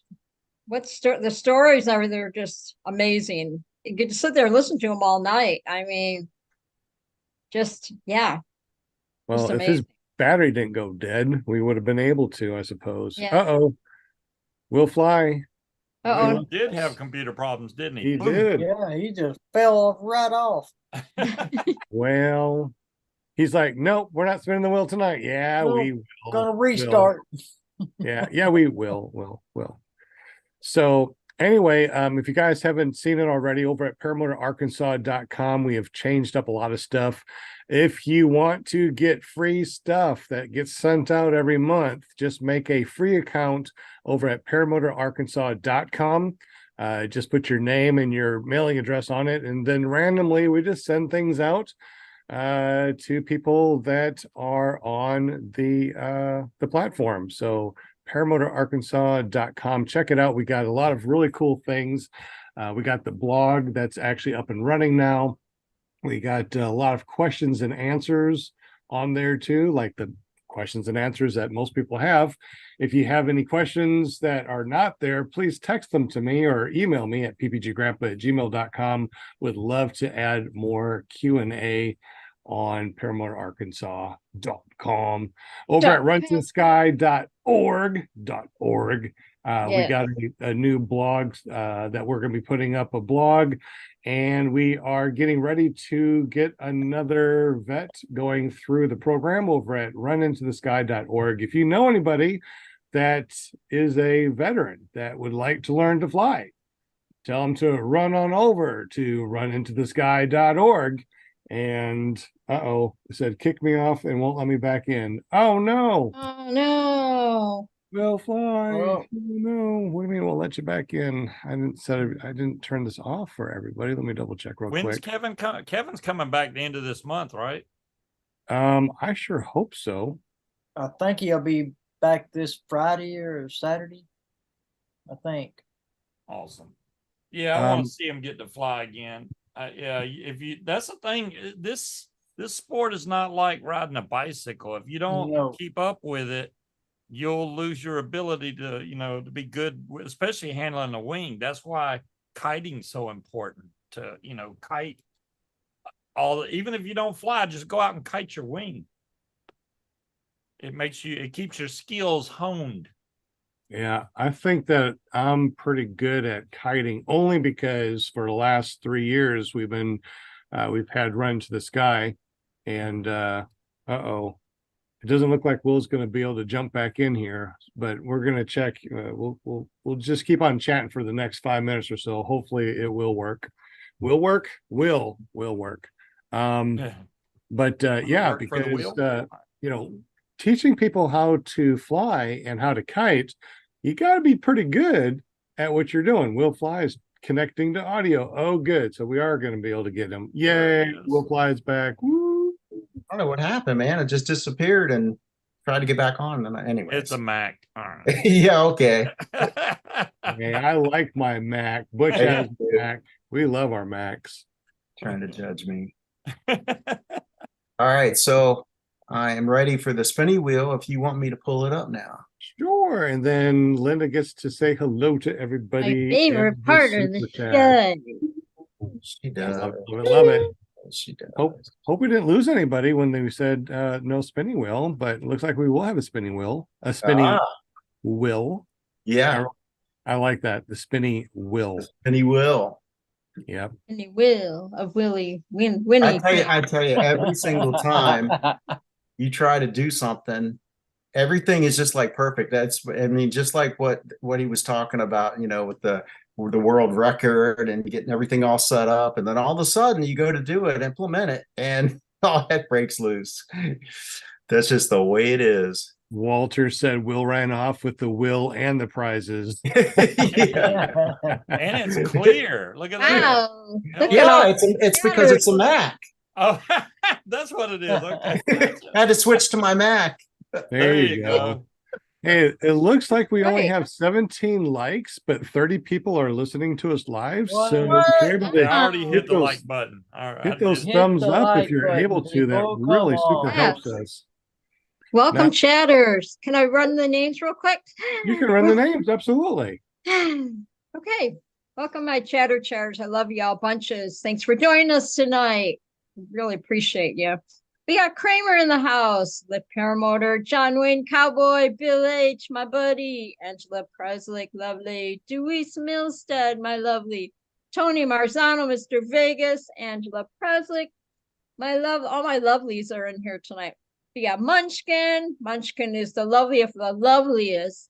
We got Flying Flamingo Jade, I love you. Walter Priori, my sugar's in the house. We got A-Lines, Cliffy V, Evil Autry, Guardian Service Dogs, Flamefield PPG, 2 Feet and Harpy, Steve Kennedy's in the house, Paul Marzano, Fly Baby Fly PPG, yeah.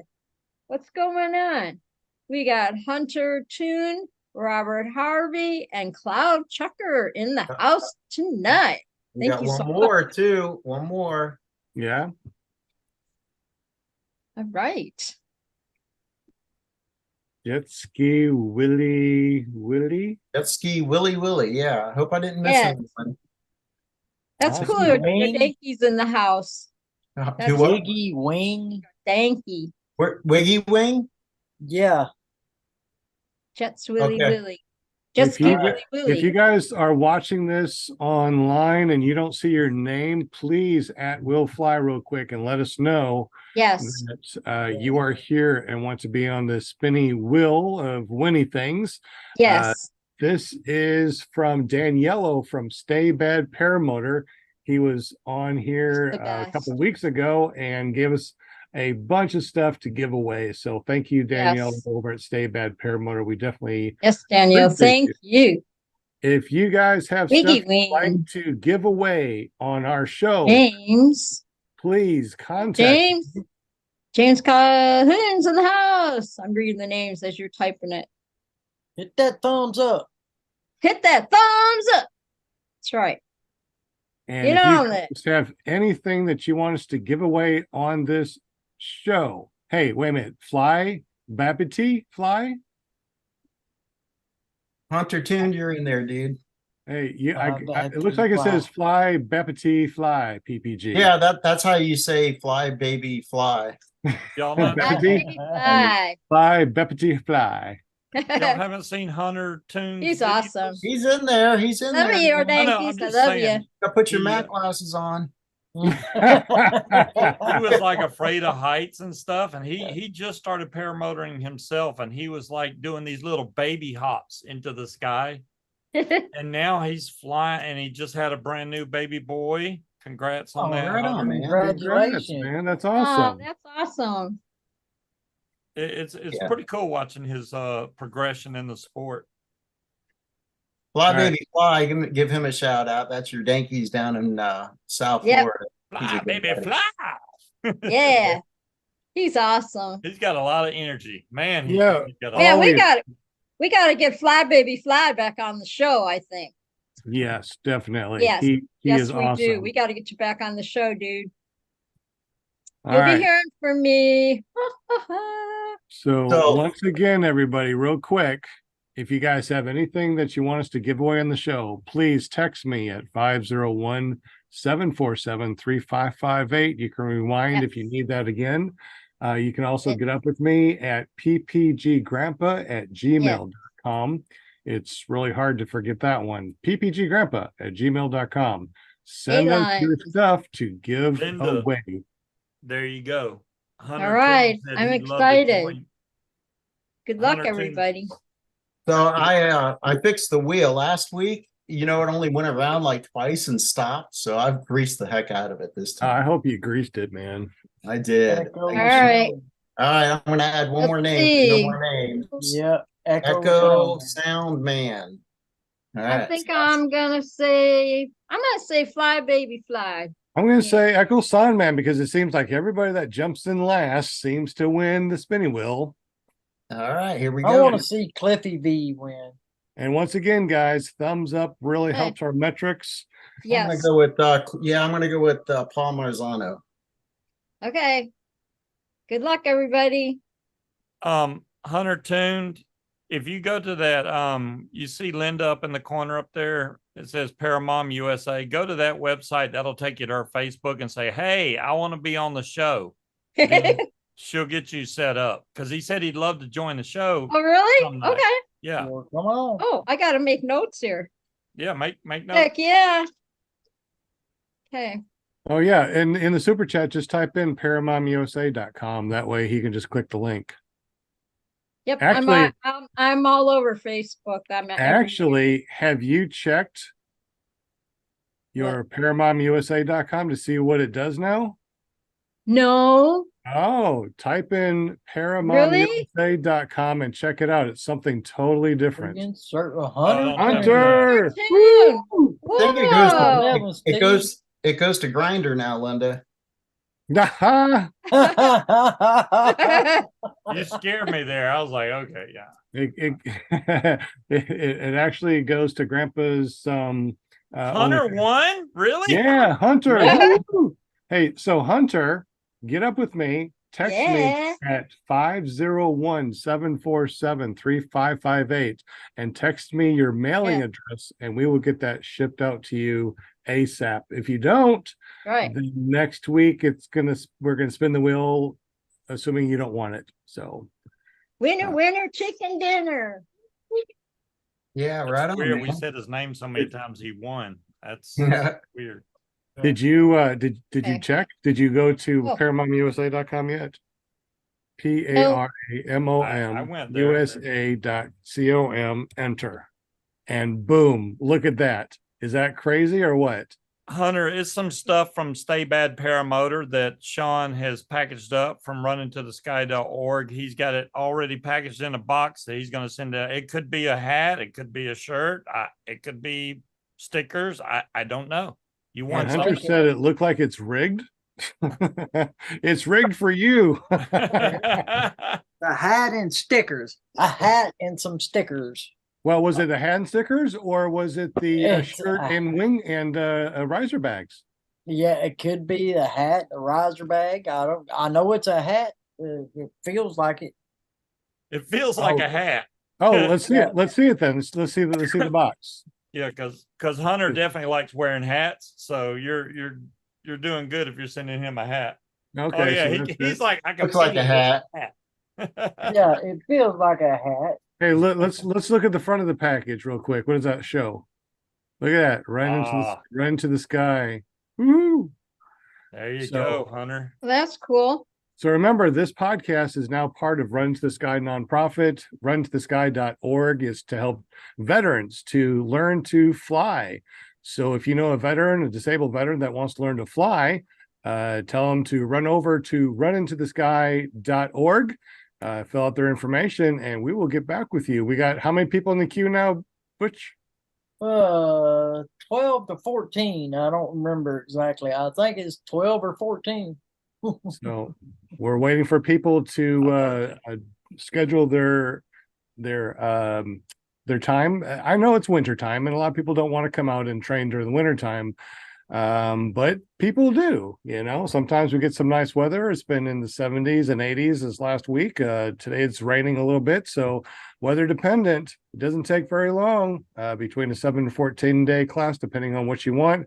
Forever tuition. Once you are a student, always a student. Come back for more flying opportunities, like advanced classes that come up. They're all for free over at paramotorarkansas.com and runintothesky.org. Check them out. Anything else before we say goodbye Yeah, tonight? happy Thanksgiving to everybody in chat. Happy and Thanksgiving. family. Thanksgiving. Thanksgiving. Absolutely. How many Thanksgivings do you guys have in November? I have at least 2. This month it's going to be this year is going to be 4. So we did one Thanksgiving a week ago. We did another Thanksgiving tonight. We're going to do another Thanksgiving for the family and extended family, and then we're going to do another Thanksgiving over at Run to the Sky schools. So if you are an alumni, if you are a student, if you would just want to come by and check us out, go to runintothesky.org and swing on over for a potluck type of Thanksgiving. We got the turkey on the Pit Boss. I don't know if you guys, oh my gosh, if you guys the Pit But Boss, he already ate all that. smoke. Dude, I'm telling you, man, that Pit Boss is Hey, I amazing. might gain some weight. You need to eat a few turkeys Butch. Yeah, I'm trying. Man, I'm telling you, I love turkeys, but only for the month of November. It's like I really don't feel it for a whole year. I mean, turkey is pretty much a November thing. How about you guys? Are you a turkey people? Are you turkey people? Do you like turkey? Thanksgiving for me means the Air Force Base will be closed. I'm going to try to fly. That's what that means for me. Oh. It's a holiday, so they're definitely closed. So if it's nice weather, I'm flying. Hey, Yeah, buddy. Absolutely. cool. All right. Turkey, gobble, gobble. Turkey. This was But we all fun. got a lot to be thankful for. You know, we didn't die Amen. flying a paramotor. Butch didn't die flying a paramotor. We got lots to be thankful for. So I can't imagine what we are going to be doing over this next year. So next year, season 5 of this November for Thanksgiving. Amazing. I can't imagine what is going to happen between now and then. I mean, things are so different from last year this time. I mean, last year this time to now, my gosh. Oh yeah. Yeah.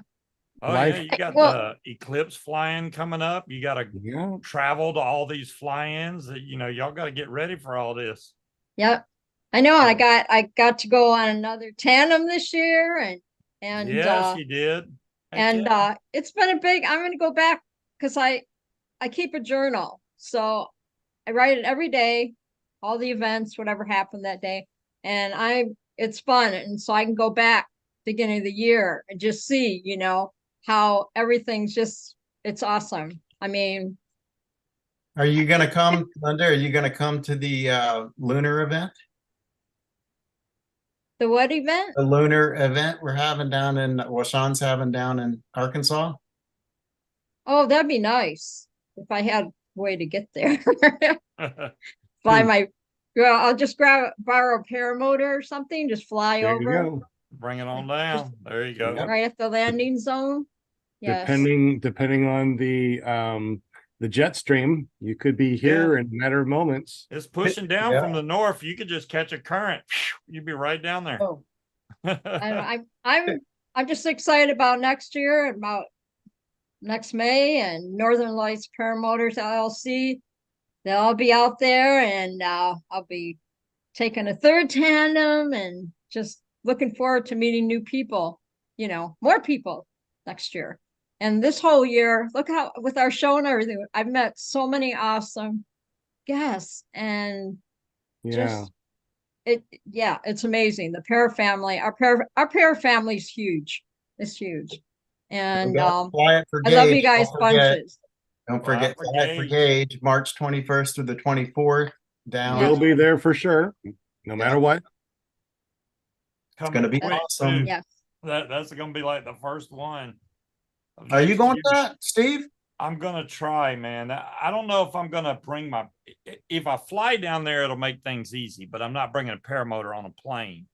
If I drive down there, holy crap, that's a long drive. So I don't know. That is a long drive. For me, it's a long drive from North Carolina. So Yeah. Well, I'm very sure that people, I mean, especially us, if we have, I mean, you can use our paramotors and wings if that's what you want to do. We're going to bring the paramotors and wings anyways. Yeah, I wouldn't mind because I want to be there just to meet all you guys. Not, if I don't get to fly, I don't get to fly, but it's so much easier for me to catch a plane. All right, I'm here, and then that just saves so much time and money. And just I might do that also because it's a 24-hour drive. Yeah, I might fly my paramotor over there from Arkansas just for fun. Jim's done more driving than I ever even want to think about doing. Holy crap. Yeah, I'm just driving from Canada to Mexico. No big deal. Well, and back. I feel like a spring that somebody just let go. I've been having fun. Hey, that's what it's There you all go. about, man. Yep. Life's experiences, that's a good one there. Yeah, it was really cool. Like Nathan was talking about people I like Daniel West and Jeremy Kelly. Yeah. I actually spent the whole 2 weeks with them at Salton Sea. That's awesome. Isn't that cool? Just now you guys are all friends and para friends, and Now I'm that's completely jelly. Wish that I was yeah. So Um, last jelly. couple of years. I wish the last couple of years when I was able to go, do the fly-ins, but building up the school and the nonprofit just took all of my time. But this next year, I'm going to all of the fly-ins for sure. Because jet I hate when ski I go to a Willie, fly-in I hate when I go to a fly-in and they don't know who I am. Who are you, Sean? they Sean, should who? know. Have you been flying for a while? Jet ski Willie, I'm in Virginia. Will I'm is sure in that North doesn't happen. Carolina. I do not have a school. No. I Eh. I let Sean do all the training and let his mind worry about all the students to train somebody is an enormous responsibility. And I don't want to I couldn't sleep at night knowing that a student of mine might make a mistake or something no, not at this point. I mean, I can teach other stuff. I'm worried about teaching paramotoring. If I even thought about it, yeah, I would be. We are all about safety, safety, nonstop safety. And it's drilled into everybody's head all about safety. I mean, flying is easy. Flying is easy. Second Tuesday of next week. What are you saying? Did I miss Oh, something? no. Walter wanted me to send him tickets to the USA. I said, yeah, they'll be in his mailbox the second Tuesday next week. That's the old Popeye joke. Yeah. Oh I'll gosh. pay No, you I- Tuesday for hamburger today. That one. I have to say though, thank you, Jim, for getting Sonny Nathan over to me. And like I said, peeps, it's easy. You guys have been so helpful, helping me find guests. And Bill yeah, you says he's just gonna say, buy- hey, we need to get this guy on the show, just like you said, Scuba. And I'll yeah, definitely get up with Hunter then, because I got to book. I have 2 bookings for December. So yeah.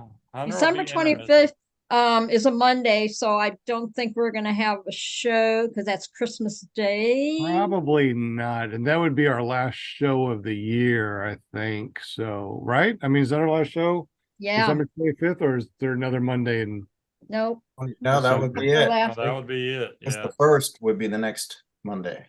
yeah, we Yeah. may not do a first, but who knows? I mean, depends on what we're doing. We might do a quick show, or maybe even do a premiere type of thing where we will do a show not live. So we can Yeah. we can also do that too.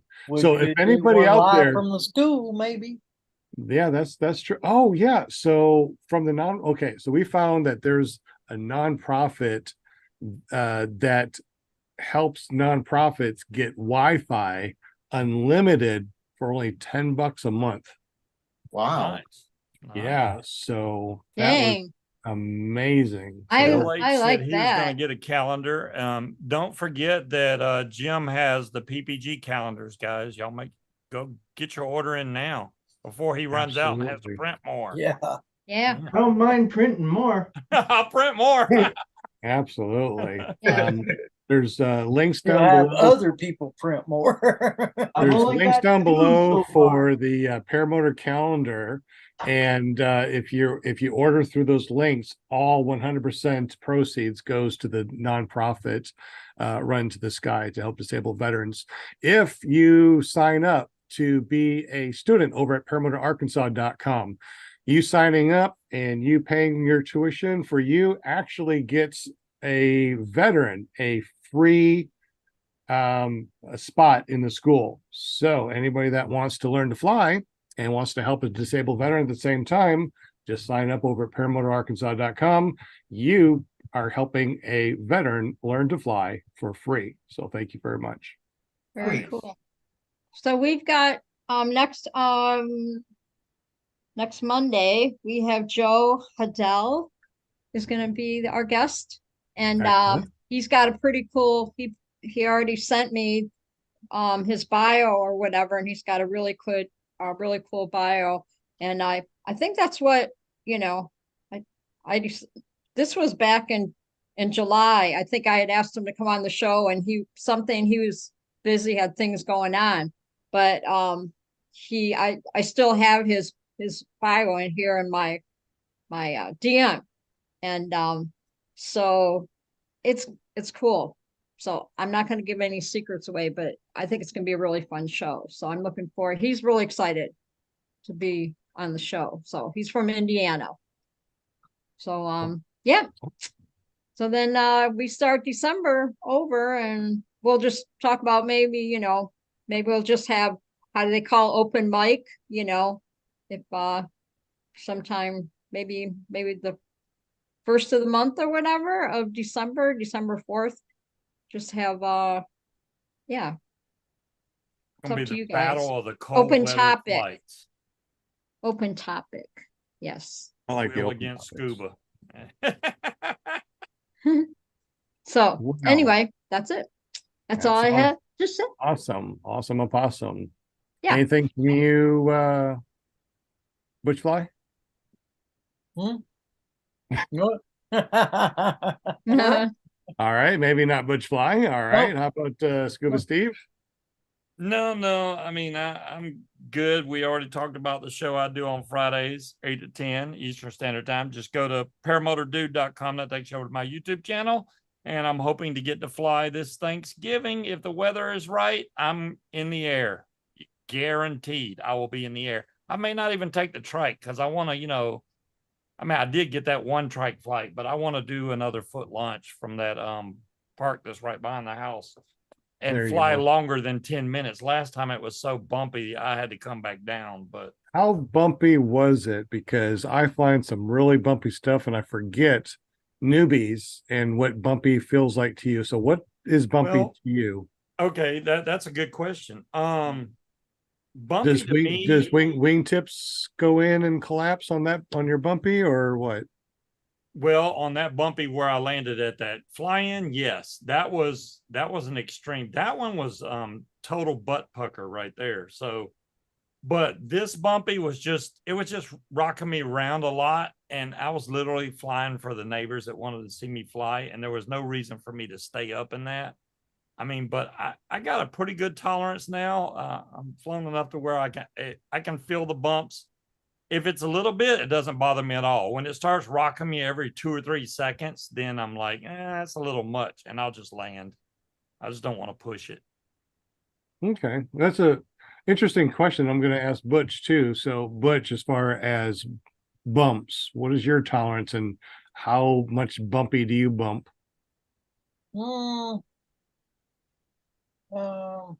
You've had some wingtip collapses. Yeah, I've had a few wingtip collapses, and it usually doesn't bother me that bad. I'm trying to hold on for the carnival ride. When I start losing my gut, that's a little bit too bumpy. Yeah. Gotcha.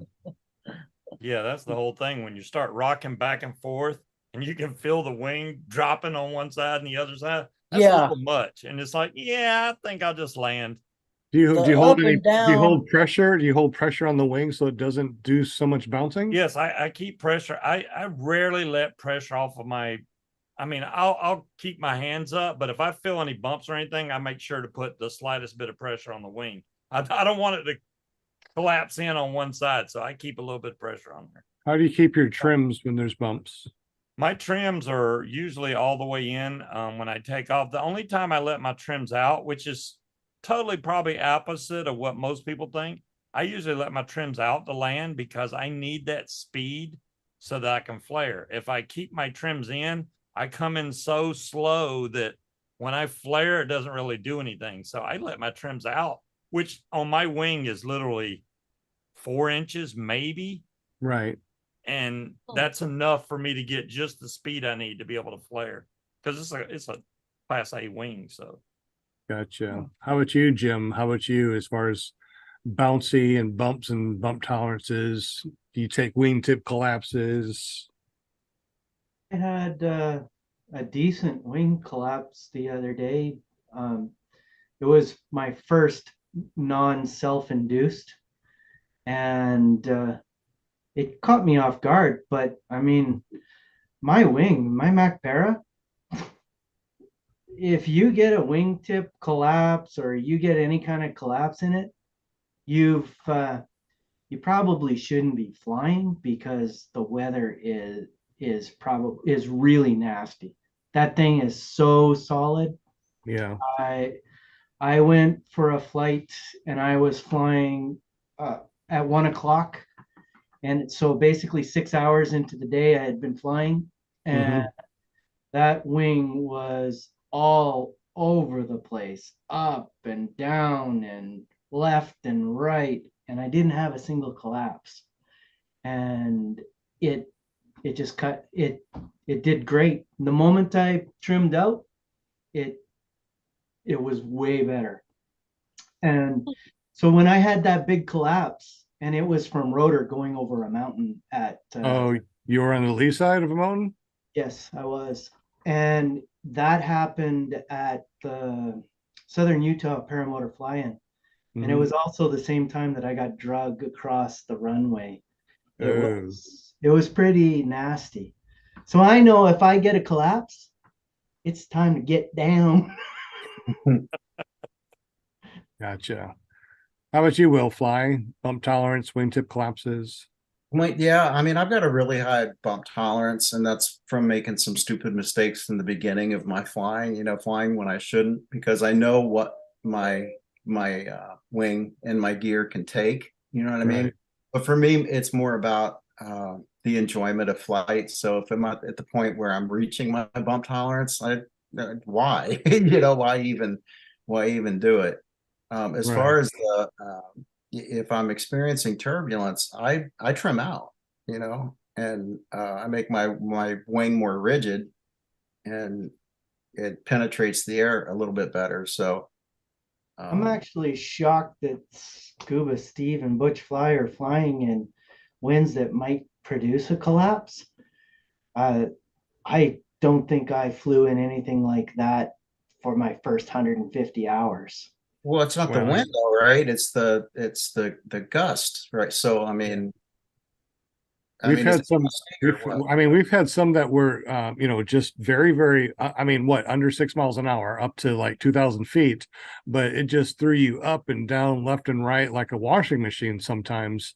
But the wind, it was like six, maybe 5 gusts 6 or 4 gusts 6. I mean, very, very mild that you think it'd be nothing, but you'd go up and be tossed around like it was a washing machine. Matter of fact, one day I went up like that too. It's so smooth on the ground, and I got up there, and Butch was even like, "Holy smokes, you're bouncing all around." We went to ppg.report, windy, Ventu Sky, all the winds aloft, Ryan Carlton. It was all just laminar wind all the way up. You would not even know that there was any type of bounce, but it bounced around like threw me around like I was a rag doll. And if it's not fun, that's when I land. If it gets too bumpy to where it's not fun anymore, I'm landing.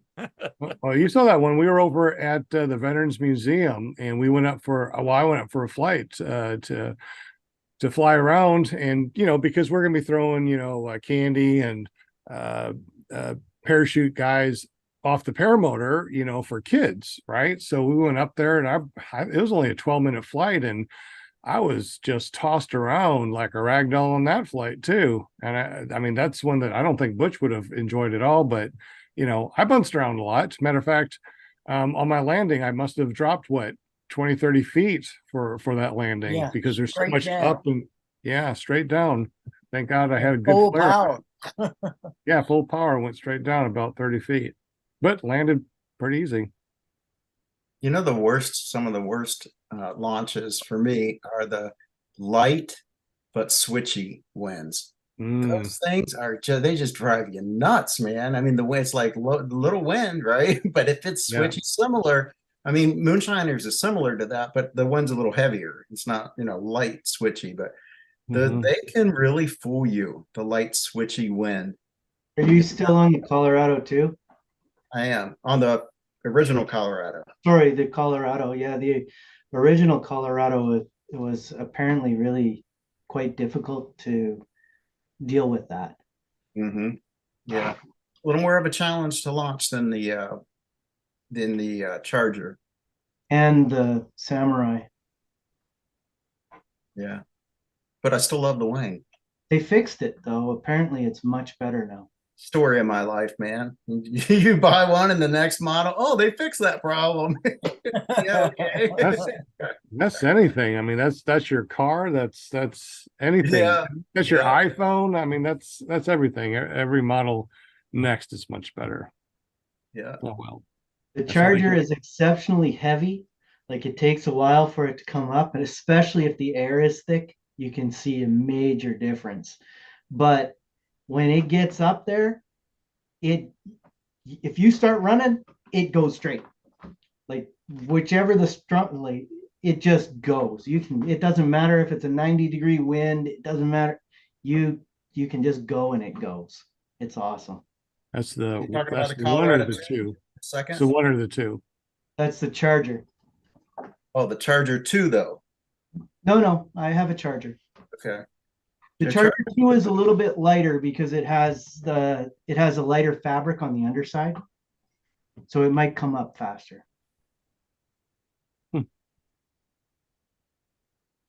Cool.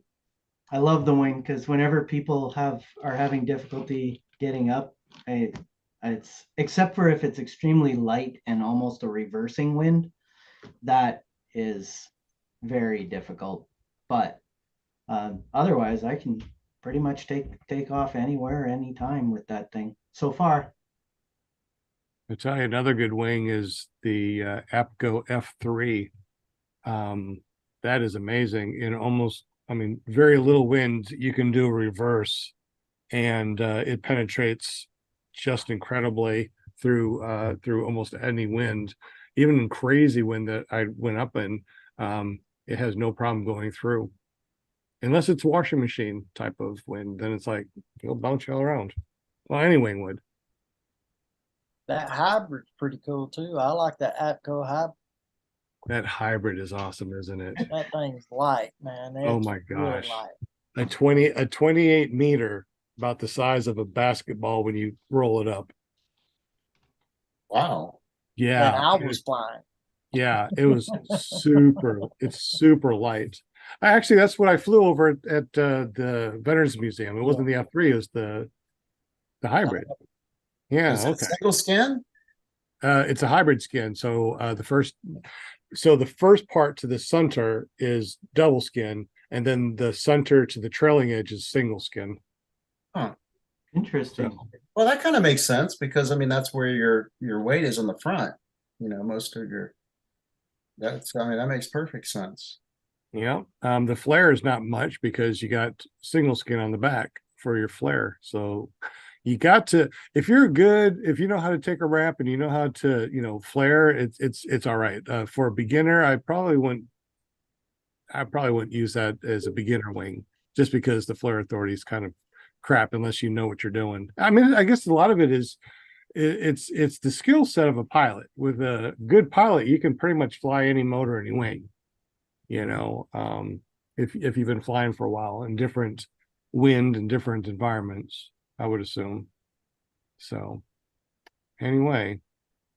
Anywho, So let's go around and say Okay. goodbye to say goodbye. So we'll start over with Linda. So Linda, go ahead and say goodbye and make sure you talk about your wonderful goodbye, son. goodbye.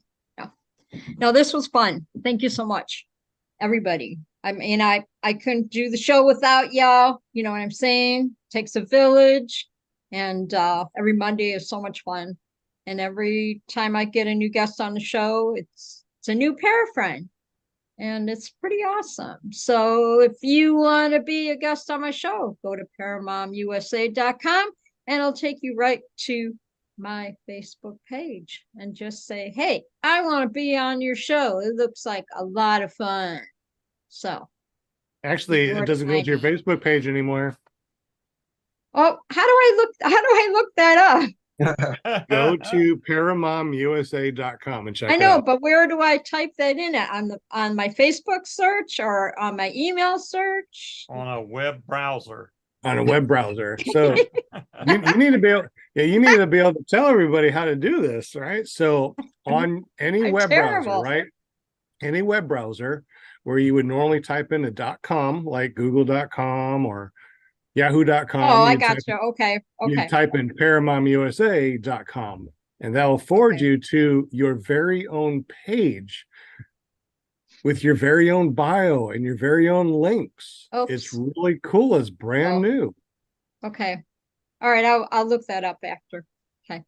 I don't want to. I don't want to Our mess setting this world up. record. It's been over 2 hours now. Okay. Yeah, but our An longest, hour, our right? longest was 5 hours. So, we're going to have to go for 6 hours one of these days. Make sure everybody has enough battery. Yes. I don't think there's no show on Thursday night. Paragliding talk.com because it's Thanksgiving, So far, I don't think So there's going to another be barbecue. I got you. a show. Yeah, I know, right? Yeah, he loves the barbecue. He does. So you guys enjoy your families and all that stuff. And I'm going to my son's and my son here in Michigan. And yeah, I'm really excited about that. Going to watch some football and just eat lots and lots, and it'll be really fun. So I'm really excited. I was excited and blessed. So you guys, like I said, go fly on Thanksgiving if you want to. You have my permission. Okay. All right, Butch, if you want to fly, you do that. Okay. You get up there. I want to see videos and stuff. You guys flying on Turkey Day. So far, so good. Okay. That's it. Love you bunches. Big hearts for all my chatters and viewers and all that stuff. So Excellent. fun. Yeah. All right. Who's next? Hit them up, Scuba. I already did my thing. All right. Y'all should really check out Will Fly's channel. Yeah. Got some really cool videos. PPGButch.com. Check me out on YouTube. Butch Fly. Was that it, Steve? Yeah, I hope everybody has a great Thanksgiving. Don't eat too much. I know I'm going to that way because right after Thanksgiving, I'm probably going to go right back on the weight loss again. Well, I don't know. I keep like adding holidays. I'm like, well, I could wait till Christmas and then start my diet again. And I've seen Sean's already went through like some crazy diets. He's got some old videos. I'm like, what in the hell, dude? The only thing that works is staying away from sugar and then something else like keto, stay away from sugar, or whatever else that you want to do. As soon as I start eating sugar, any sugar, I blow up. You blow up, yeah. Same How here. can I find it? I put it in the taskbar down here. Still looking for your browser? Yeah. Yeah. Not the task bar. Do you got Google Chrome? Click on that. It looks like a No, little you're not on the microwave, are you? green, red, yellow round thing. Yeah. Put the buttons on the microwave. Oh God. So embarrassed. Oh my You God. know how I am. Like, how do I do it? Well, at least she didn't say that she's trying to do it on the phonograph, right?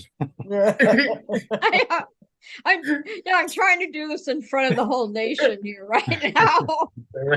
Yeah, millions and millions of people are watching I you. know. Now I'm going to be getting a whole bunch of like DMs. Okay, that's how you do it. Do it this way. Do it this way. Do it this way. Wow, he's anxious to fly in the cold. Well, you go, Echo Sound Man. Who's next? Me. What am I plugging? That I'm was supposed to funny, plug the the microwave. PPG calendar. There you go. There you go. Calendar. Come on, get it done. Calendar. Hot off the the presses presses. during this show. The And, calendar. If you go to careppg.com, then subscribe, you'll be entered in for a t-shirt, for a Dudek t-shirt. Can't have my Dudek hat because this thing is vintage and I got to keep it. So when are you going to do this drawing? I've been waiting for this drawing. When am I going to do it? Yeah. As soon as I hit 1,500 subscribers. How many subscribers you got so far? 1,250. 1,250, and everybody wins a shirt. Man, you guys better go over to careppg.com, hit that subscribe and that bell notification so you know when you're going to win that t-shirt. Yeah. 250 Settled. more. That's it. You can get it. All right. Well, you guys have a great night. Happy Will do. Thanksgiving. Yeah. It's fun. Yeah. Thank you guys. Hit So that appreciate like ya. and subscribe.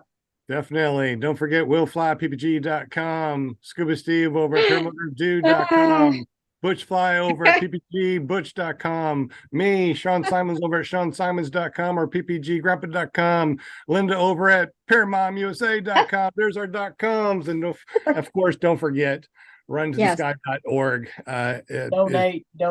Donate. Please They- help a veteran. Definitely. Serve those that served us. Thank you, Butch. Appreciate you. Hey, There you go. and There if you you go. want to check out my channel, you can check it out at willflyppg.com. And don't forget the fly-ins coming up March 21st through the 24th. Fly It for Gauge, second annual. You're guaranteed to have a good time. Absolutely. Is there a .com for that? You just search for Fly It for Gauge on Facebook. Come right All up. right. Sounds awesome. We'll do that. All right. Y'all have a great evening, and we'll see you next week on PPG Grappa's Paramotor Podcast, clearprottv.com, or even Run Into the Sky podcast.org. Ooh. Listen to our shows over at paratalk.org. Just too many .coms. All right. We'll see you next week. Have a great evening. Peace Bye. out, y'all. Thank you. Love you.